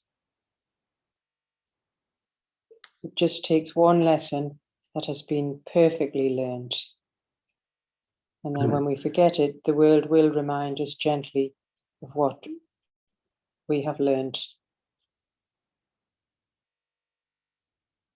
So the key message. So there will be witnesses come forward to show us our true identity, our true self. So the witnesses are people that remind us of our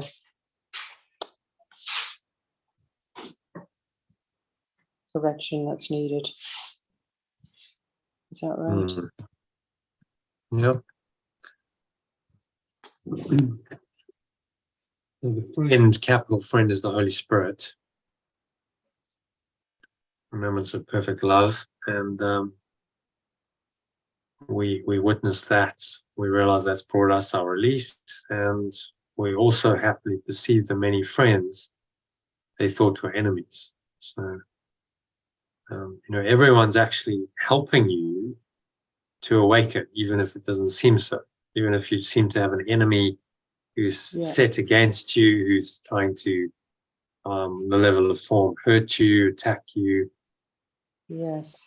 even kill you, they are still your friend, because all of it is a lesson in awakening. You can awaken through that experience. The more they show you the thought system of the ego, the attack, fear, attack, hatred, and so on, the more you have an opportunity to transcend it. Realize that this is not so, and do a correction. And they've given you that opportunity. So, in some ways, the most unconscious, the most hurtful, harmful people are also the greatest healers. You see that?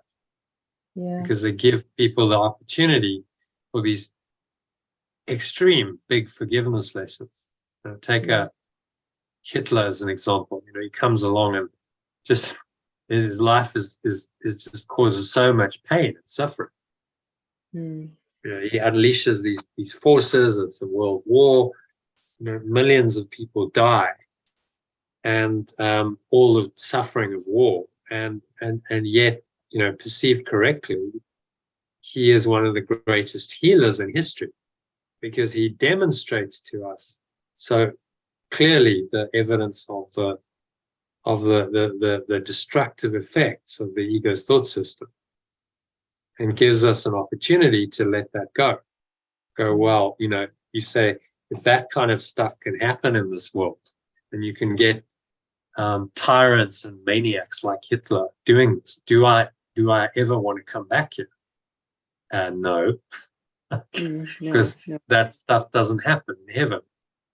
So, by the extreme example of, in his case, Nazism was a thought system, and then all of the hurt and the pain and the suffering caused, we get the opportunity to correct our minds, say, okay, well, this is hell. That's so evident. That's hellish, and nothing the ego offers in compensation for that really cuts it. If that kind of stuff can happen here, it has happened, and it continues to happen on a smaller scale, then I want no part of it. I'm done.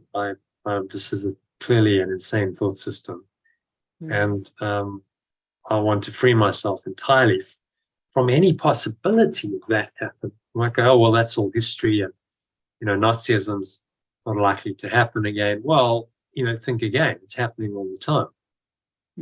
This thought system is in the world. It's just not as prevalent.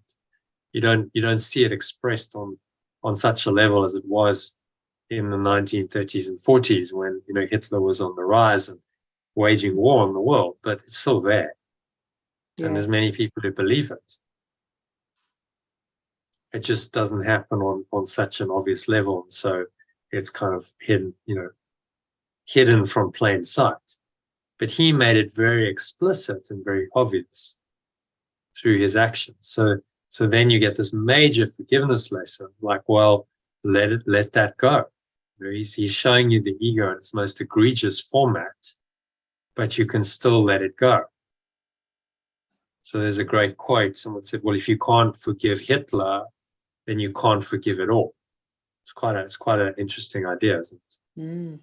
Yeah. So if you can't forgive that extreme form of the ego, and all the hurt and the pain and the death, I said that once I sent it out as a quote, and this guy was Jewish, pulled me up on it that evening and said, oh, normally I like your quotes, but that, no, I didn't. I couldn't. Just couldn't forgive, no. Because he couldn't accept what it was saying, because of his Jewish background and what happened and the horrors of the Holocaust. He couldn't accept that, well, I have to forgive him in order to forgive anyone. You see, so that statement, can't forgive Hitler, can't forgive at all, is a statement of radical forgiveness, saying, well, you either do it entirely or not at all. Because if you make him unforgivable, then you're making the ego real. You're making the whole world of the ego, the pain and the suffering and the death that he represented, real. Whereas if you forgive him, really what you're saying is, I'm letting it go, my own awareness. There's no, I'm not holding on to that sickness and that pain, the pain and the suffering and the death in me. I'm letting it go in my own mind. It doesn't exist anymore. So you're not really forgiving him as such as dropping your own belief in what he stood for. You see that? But he couldn't understand that. Most people don't, because I forgive Hitler. Well, I've actually got to forgive him as a real person. No, what you're really doing is letting go of your belief in what he stood for. That's what you're doing when you forgive Hitler. And that releases you, that frees you and the world to heal. Whereas if you shy away from this, as you shy away from that, well, then you make that world that he represented real, not just to yourself, but to others. You then become the witness to a thought system of the ego that is based on separation, sickness, attack, suffering, pain, death. You then witness to that because you shied away from the healing. So in that moment when that guy said, no, I can't do it, he was really reinforcing the whole thought system that Hitler stood for. You see it? He didn't see that. No. What's going on? And of course, I couldn't say that to him because he would have completely lost the plot. All of their managers just spit his tongue out. Yeah, different. Yeah, sorry. This is football there. Okay, so what's he saying in number 7? Well, if you can't forgive things like what Hitler's demonstrated, then you're just going to be going back to suffering, fear, death. So my healing is everything the world requires for it to be healed. So such a profound principle because it's not outside of you. It's always pointing within, saying the healing is within you. When you heal, then the world heals. Knock the top team out. Yeah, sorry. The sole responsibility of the miracle worker is to heal himself. Yeah. And then the world of accusation will be replaced by one in which everyone lovingly perceives the friend who brought them their release. So you allow that to happen. When you heal your mind, you're saying, I'm inviting everyone to be healed. How can the world heal if you're not healed? Yeah. It's self-evident, surely, but we don't see it. I must heal. I must be the example in order for the world to be healed.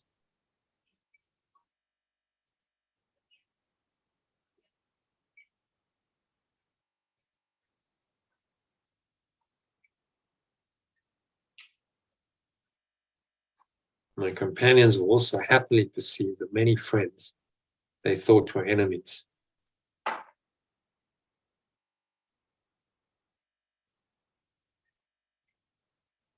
So you invite the healing, you invite the grace, the love, you invite it all in when you accept it for yourself.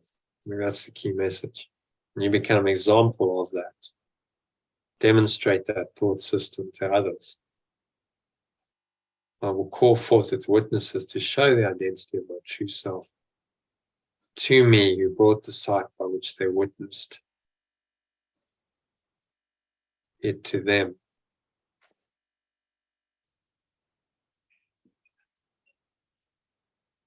I'm talking about the witnesses.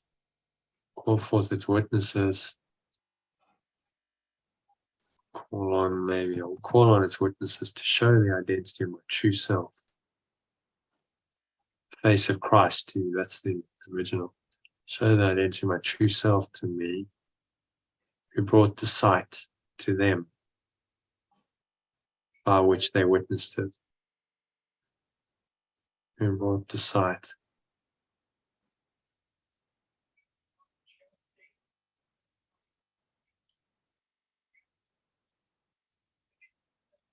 And them is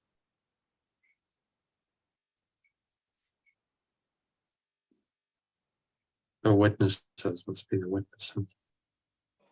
All those witnesses to show that into my true self to me, who brought the sight by which they witnessed it to them.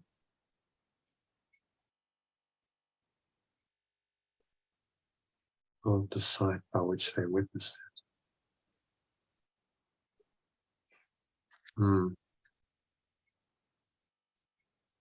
So the witnesses are people. Mhm. Of the sight or the true perception, or the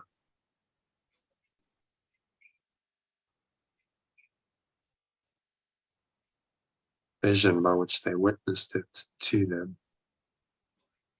And the world of accusation, placed by one which everyone lovingly perceives as a friend who brought them their release.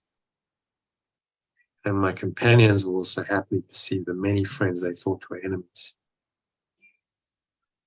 So everyone can heal if I heal. I allow that possibility. And if I don't heal, then I'm actually perpetuating the ego's thought system and blocking my healing and theirs. Okay. Going to number 8. Problems are not specific, only they take specific forms. And these, But, should be but, they take specific forms. but they take specific forms, and these specific shapes make up the world. And no one understands the true nature of this problem. If I did, it would not be there for me to perceive. Its very nature is that it is not, and so while I perceive it as real, I cannot perceive it as it truly is. But healing is apparent in specific instances and generalizes to include them all. This is because they really are the same, despite their different forms. All learning aims at transfer, which becomes complete within two situations that are seen as one, for only common elements are there. Yet this can only be attained by one who does not perceive the differences I perceive. The total transfer of my learning is not made by me, but that it has been made in spite of all the differences I perceive, convinces me that they could not be real.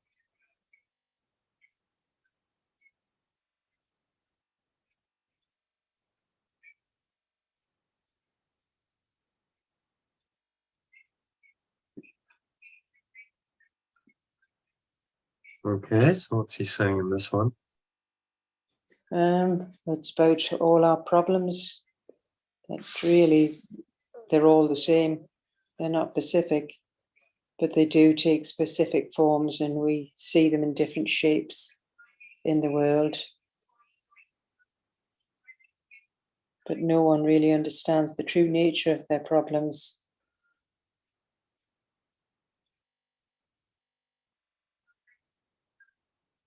So we perceive it as real. We can't see what it truly is. But healing is apparent in specific instances and generalizes to include them all. Because really they're all the same, despite their different forms.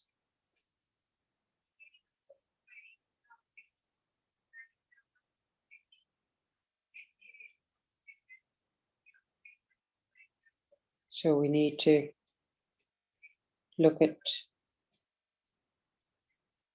well, it can only be attained by the one who does not perceive the differences that we perceive. So it's not, the total transfer of our learning is not made by me, the person, the separate self.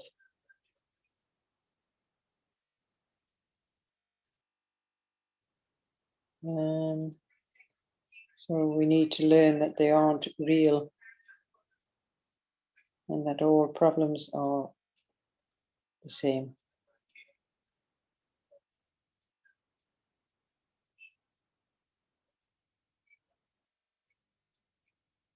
Because it has been made. Total transfer of my learning is not made by me. Yeah. But total transfer is not accomplished, it's made.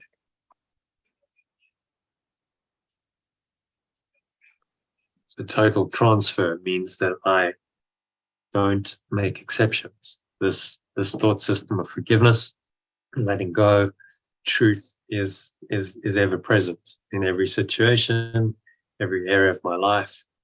So total transfer. I perceive this way all the time. That's total transfer is the enlightened state of mind, which he's saying is not accomplished by me. I on my own can't do it. It's going to happen through me when I'm ready. Because it has been made, total transfer is not accomplished by me, but because it has been done in spite of all the differences I perceive, the fact that it is done, the fact that it has been done in spite of all the differences I perceive convinces me that they could not be real. So those differences then are not real. They must be illusion.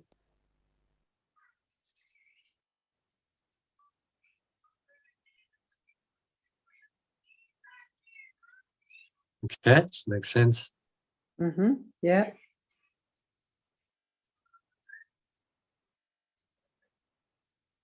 So the specific forms, really the key things, the specific forms generalize to everything. Got a specific problem, but each specific problem can be healed in the same way. The principle is the same. Radical forgiveness heals it all. So I apply it in specific instances, but that is part of the general principle. And that's the transfer of training. I realize that that's always, this principle always applies in every specific instance, but in not just in certain specific instances, in everyone. It's across the board. That's the transfer of training he's talking about. All right. So paragraph 9. My healing will extend and will be brought to problems that I thought were not my own. And it will also be apparent that my many different problems will be solved as any one of them has been escaped. It cannot be their differences which made this possible, for learning does not jump from situations to their opposites and bring the same results. All healing must proceed in a lawful manner, in accordance with laws that have been properly perceived, only never violated. Do not fear that I perceive them. I am wrong. Only there is one within me who is right.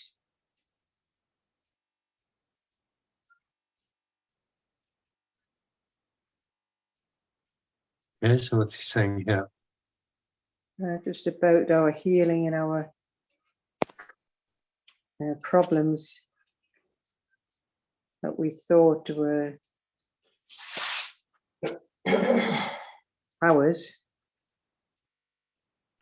but the apparent different problems will be solved as any one of them has been escaped.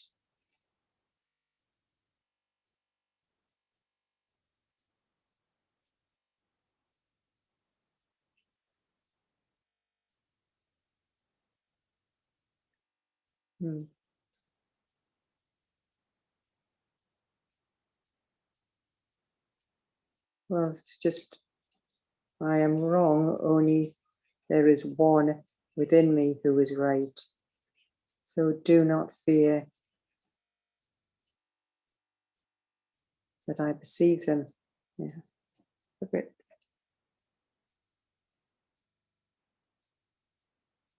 One, so there is a presence within me, Mhm.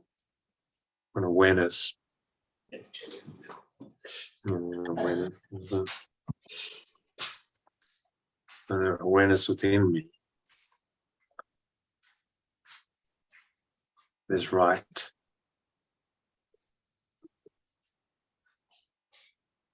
It's that awareness, my true awareness, true self, that it's the source of healing. And all the seemingly separate problems in this world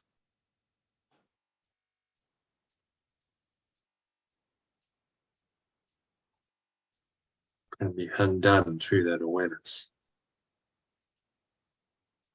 Not fear that I perceive them. So just read it from the top again. My Translation. healing will extend, and I will be brought to problems that I thought were not my own. And it will also be apparent that my many different problems will be solved as any one of them has been escaped. It cannot be their differences which made this possible, for learning does not jump from situations to their opposites and bring the same results. All my healing must be proceeded in a lawful manner, in accordance with laws that have been properly received but never violated. I will not fear the way that I perceive them. I am wrong, but there is an awareness within me that is right.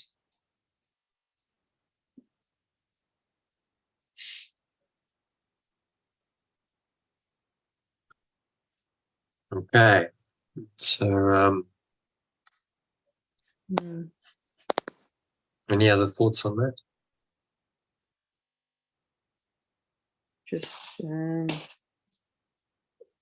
know how to put it, really.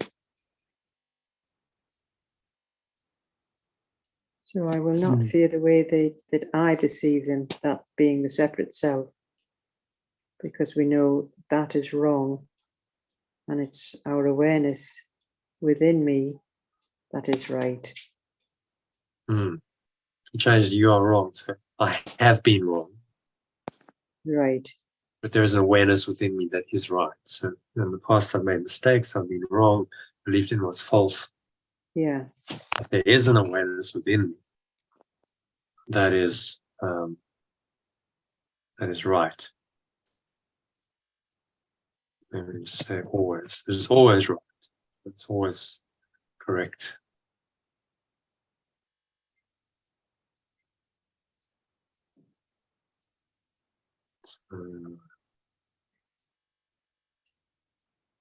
Pointing us to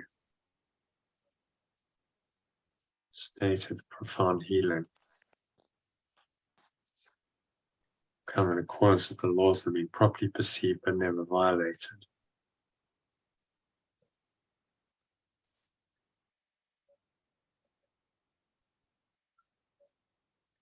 Not fear the way that I perceive them.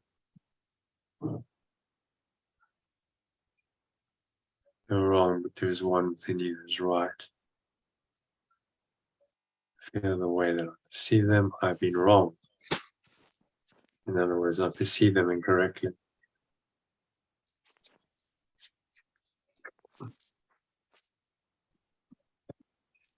I've been wrong in this perception.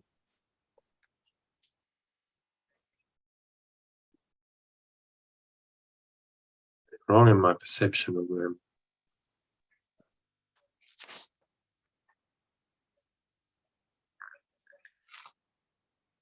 The laws he's talking about. When we're wrong in my perception of them, but there is an awareness of them that is always right.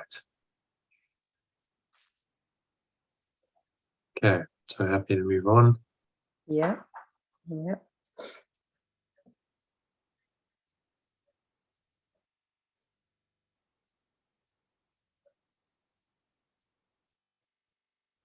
Leave then the transfer of my learning to the one who really understands its laws and who will guarantee that they remain inviolated and unlimited. My part is merely to apply what it has taught me to myself, and it will do the rest.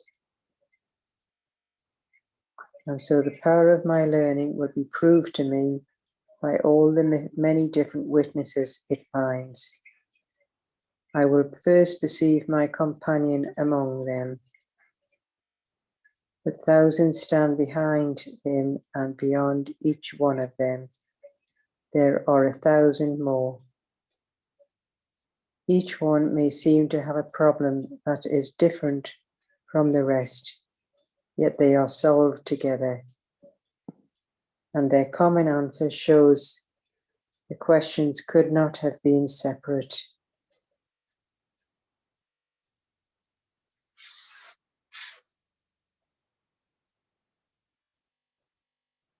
Yes, what's he saying here?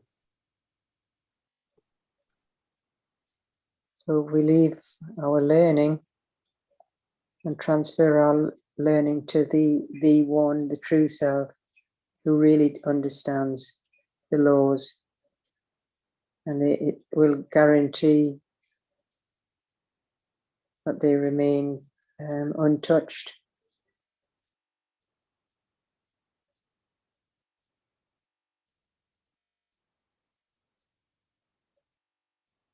It's by our witnesses that we find that shows us the power of the learning.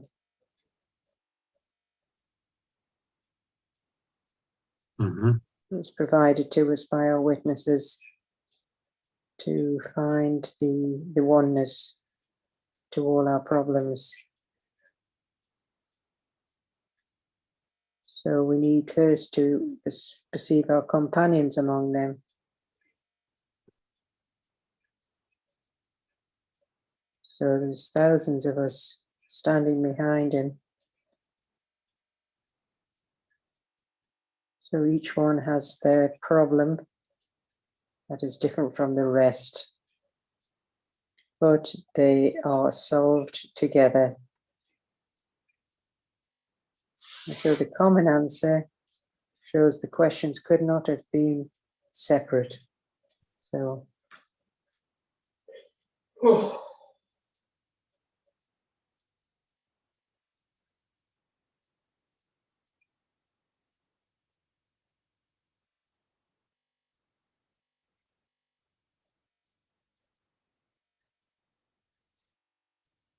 Yeah, so I'm just changing this.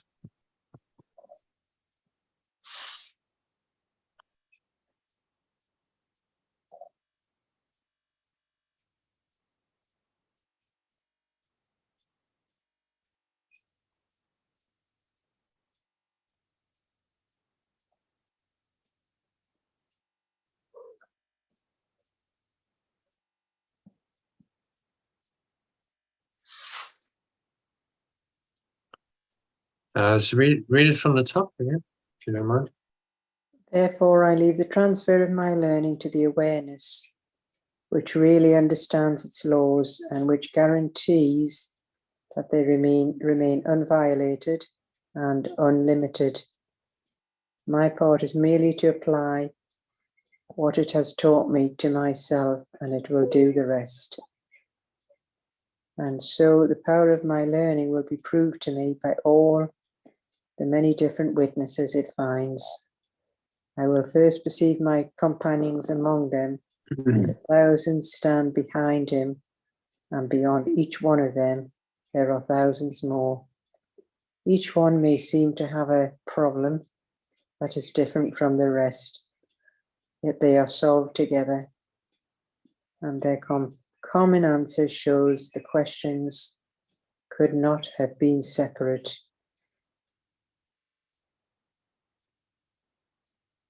Okay. So it's one answer for everyone, really, and that's a simple truth. Holy Spirit gives the answer. It's one answer for everyone, irrespective of who they are, where they are, what they believe, what their problem is. It's a universal answer to one problem we all have.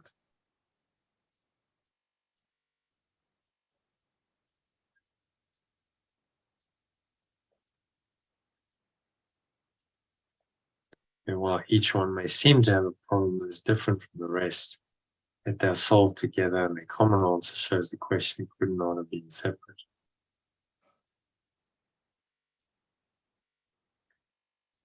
Peace be to me to whom healing is offered, and I will learn that peace is given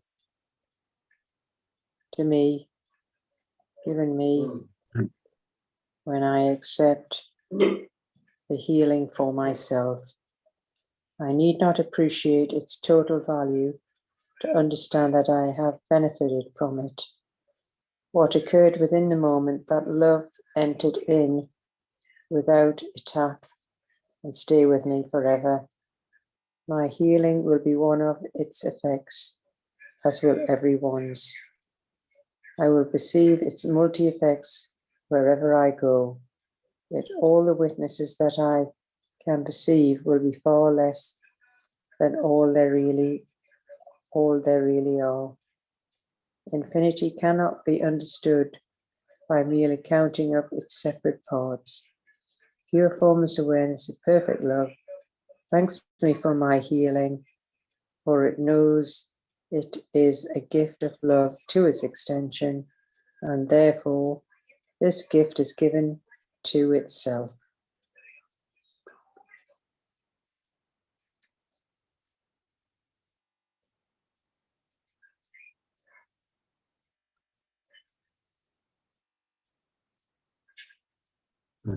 What she's saying in this one.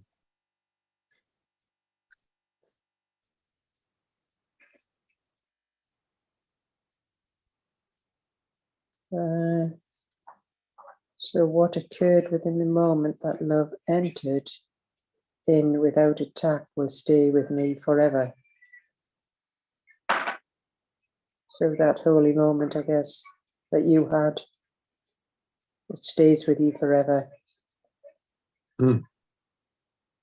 Yeah, there's no doubt it does. It changed you, yeah.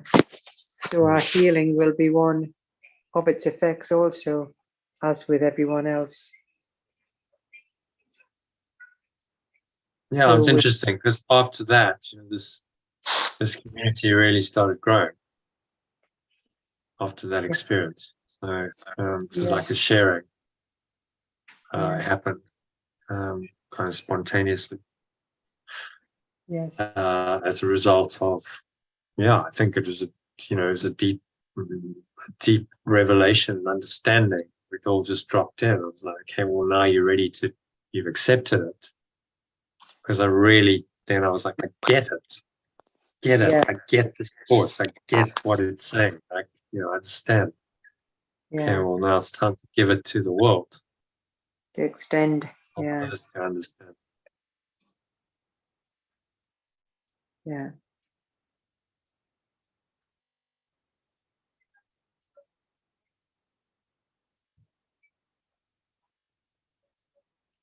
Unity cannot be understood by merely counting up its separate parts. And so that's quite profound. You can't sum it up and go, that's infinity. It transcends the separate parts. Because it's the one awareness behind all the separate parts.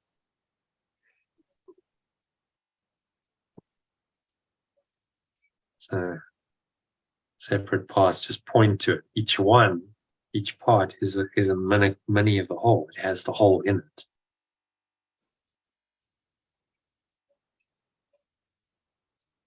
So you can see the whole in each part. It's what a hologram is. The whole is in each part. So every person, every situation is a miniature of the whole. You can go back home to pure form source, perfect love through it. Becomes the example. Portal, if you like, to go home.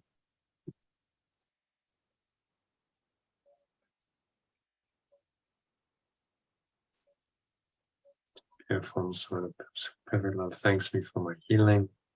For it knows it is a gift of love to its extension, and therefore this gift is given to itself.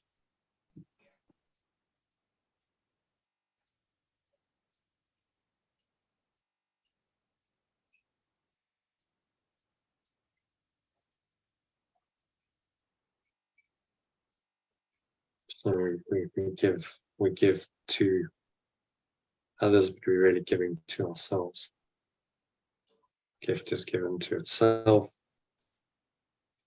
Always. So healing is itself really, this presence, pure form source, perfect love, coming to know itself again through you and through others' experience. It's coming to know what it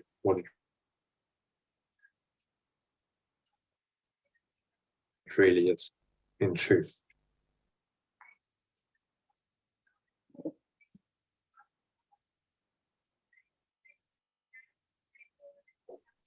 Okay, so from 11 finished. Bit of a summary. Do you want to read that? Just to summarize this. To heal, I must first be healed myself. This healing isn't something I can demand of others, but I must willingly accept it for myself. As I embrace this healing, I realize that it naturally extends to others without my conscious effort.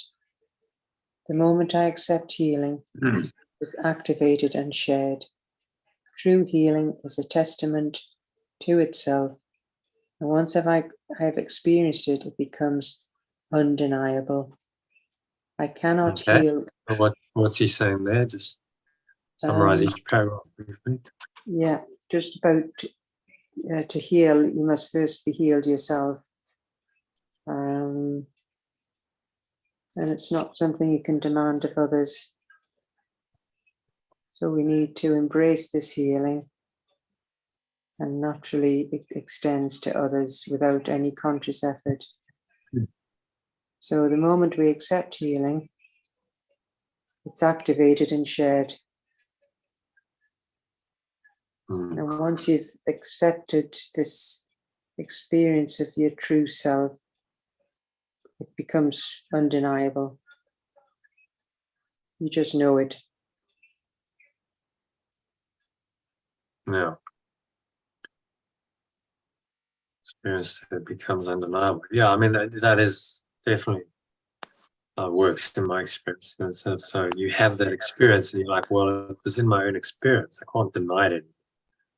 I know what I experienced. This is why the mystics, have such conviction. They speak and write and teach from a place of conviction because they know, because they've experienced it directly. It's not secondhand.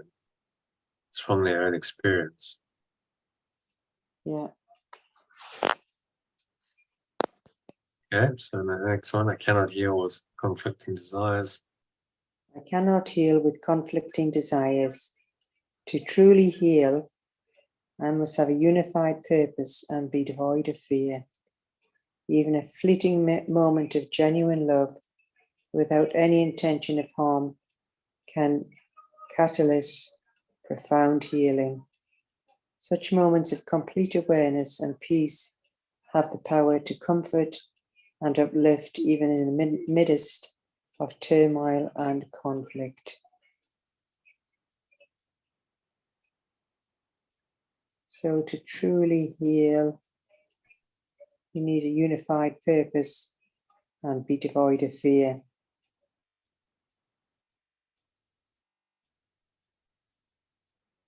So yeah, even a fleeting moment of genuine love without any intention of harm be a profound healing. Mm. Yeah, we talk of war. I mean, I've read accounts of people who've had profound experiences in the middle of the war, like in a battlefield, literally, and stuff is bullets flying and bodies dying, and they have this, profound experience that lifts them above it, that transcends it. Mm. It has happened. So it's power to comfort and uplift even in the midst of turmoil and conflict. In our lives, we're not going into battle. So it's just, well, when there's apparently turmoil and conflict going on, this has the power to come into that and remind you that it's not true.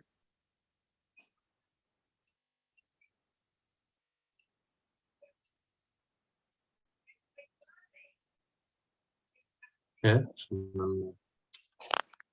number 3, when I genuinely receive healing. When I genuinely receive healing, my entire perception shifts and I see the world through the lens of love and gratitude rather than fear. My blessing and healing can rejuvenate a suffering world, encouraging others to look past pain and recognize their true identities. However, if I hesitate and resist healing, the world seems threatening and devoid of peace. So it's about our genuine healing. So it's looking through the lens of love and gratitude rather than fear. So the healing can be rejuvenated from a suffering world, and encouraging others to go past their pain and recognize their true identities.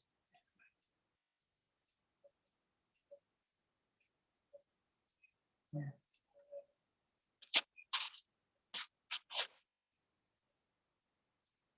I hesitate and resisting in the world will seem to be threatening and devoid of peace. So it all comes down to my own awareness of it, my own acceptance of it.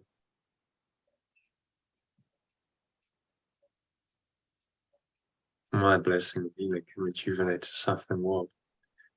So think of the experiences of the great masters and mystics of this world, who went through their own journey. They healed, they woke, and they extended that out to others.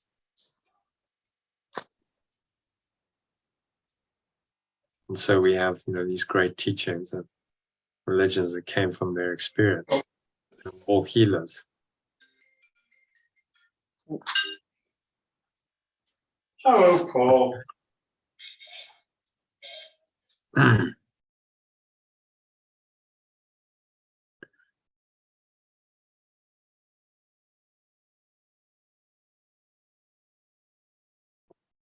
All right, can you read it now? A bit difficult for Dave's talking to his son. Could you read that one? Yeah, thank you. You're breaking. The world craves the healing I can offer. All it requires is one perfect lesson of love and healing that I've learned and embodied. As I heal, I perceive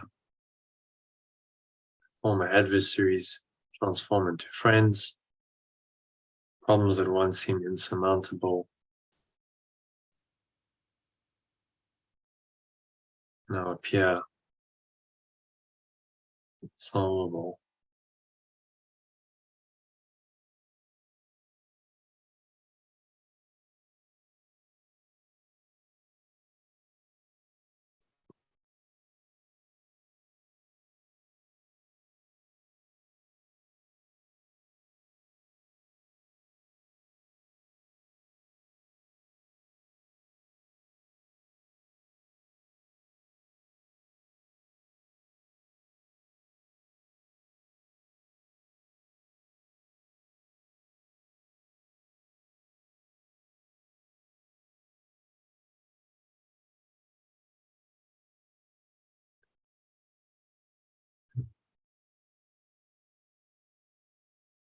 The world needs the healing I can offer. It's really saying it's all about us. As we heal, so we heal the world.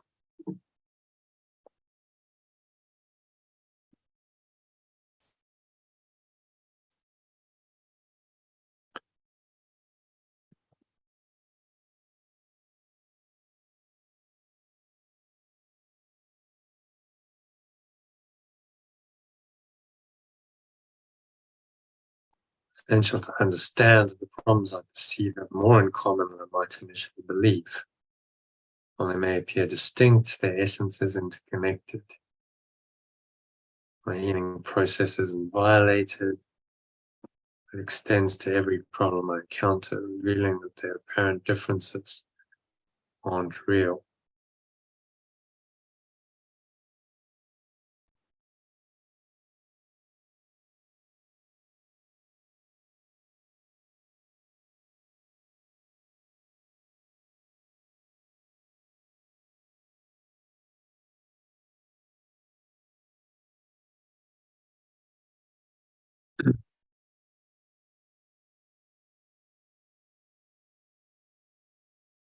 While they may appear to be different, they're really all the same. My healing process isn't isolated and extends to every problem I encounter, feeling that their apparent differences aren't real. Mm.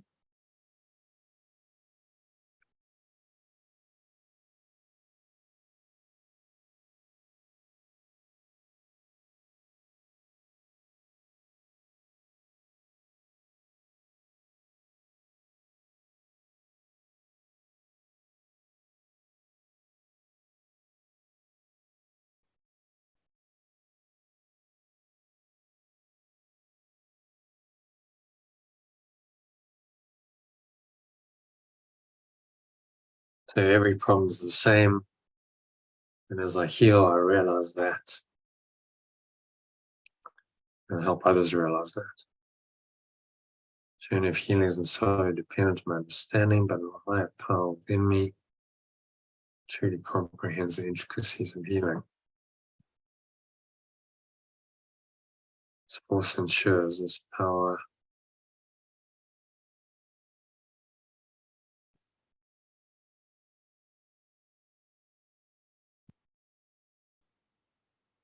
awareness ensures that the principles of healing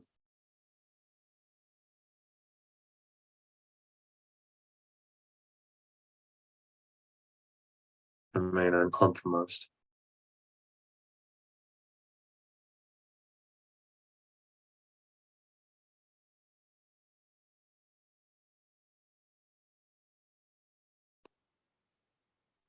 So, the key message is in one moment of true or whole awareness, can perceive any situation, other people correctly as myself and be healed. Even if the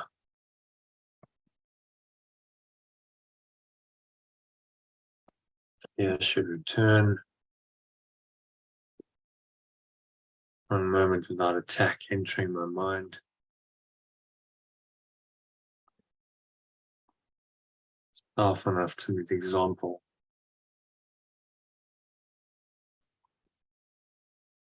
of my total healing.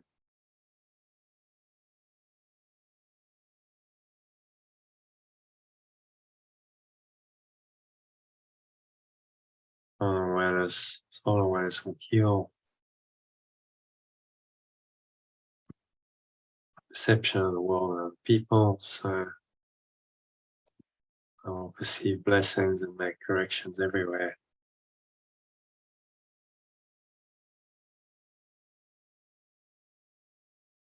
And pure formless awareness of perfect love will be reinforced as the truth in my own mind by all these witnesses to itself. So, as I heal, so I can heal others.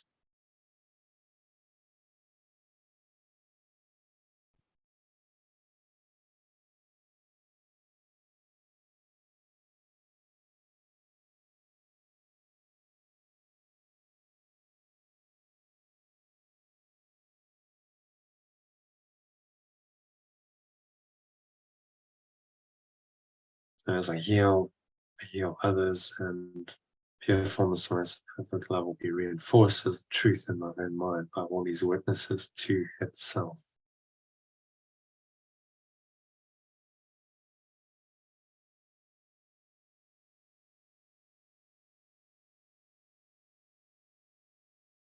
As I heal, so I'm healed, and so I extend healing to the world. That's the executive summary of this lesson. So I become the healing example and become the healer of the world.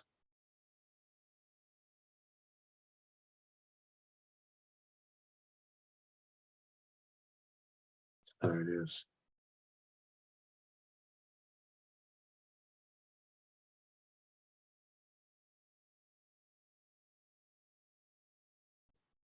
So that brings us to the end of the session.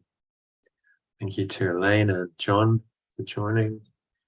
Thank you, Possible. If you enjoyed that, like to get more, you're a subscriber, then subscribe to the channel. You can also join us for our next masterclass this Sunday. Put a link in the text box below to do that, and you can also receive some material that I showed up front on the Telegram every day. So I'll hope to connect with you soon. See you on the inside. Namaste, which means the healed self. And we acknowledge and honor that same healed self in you. Peace.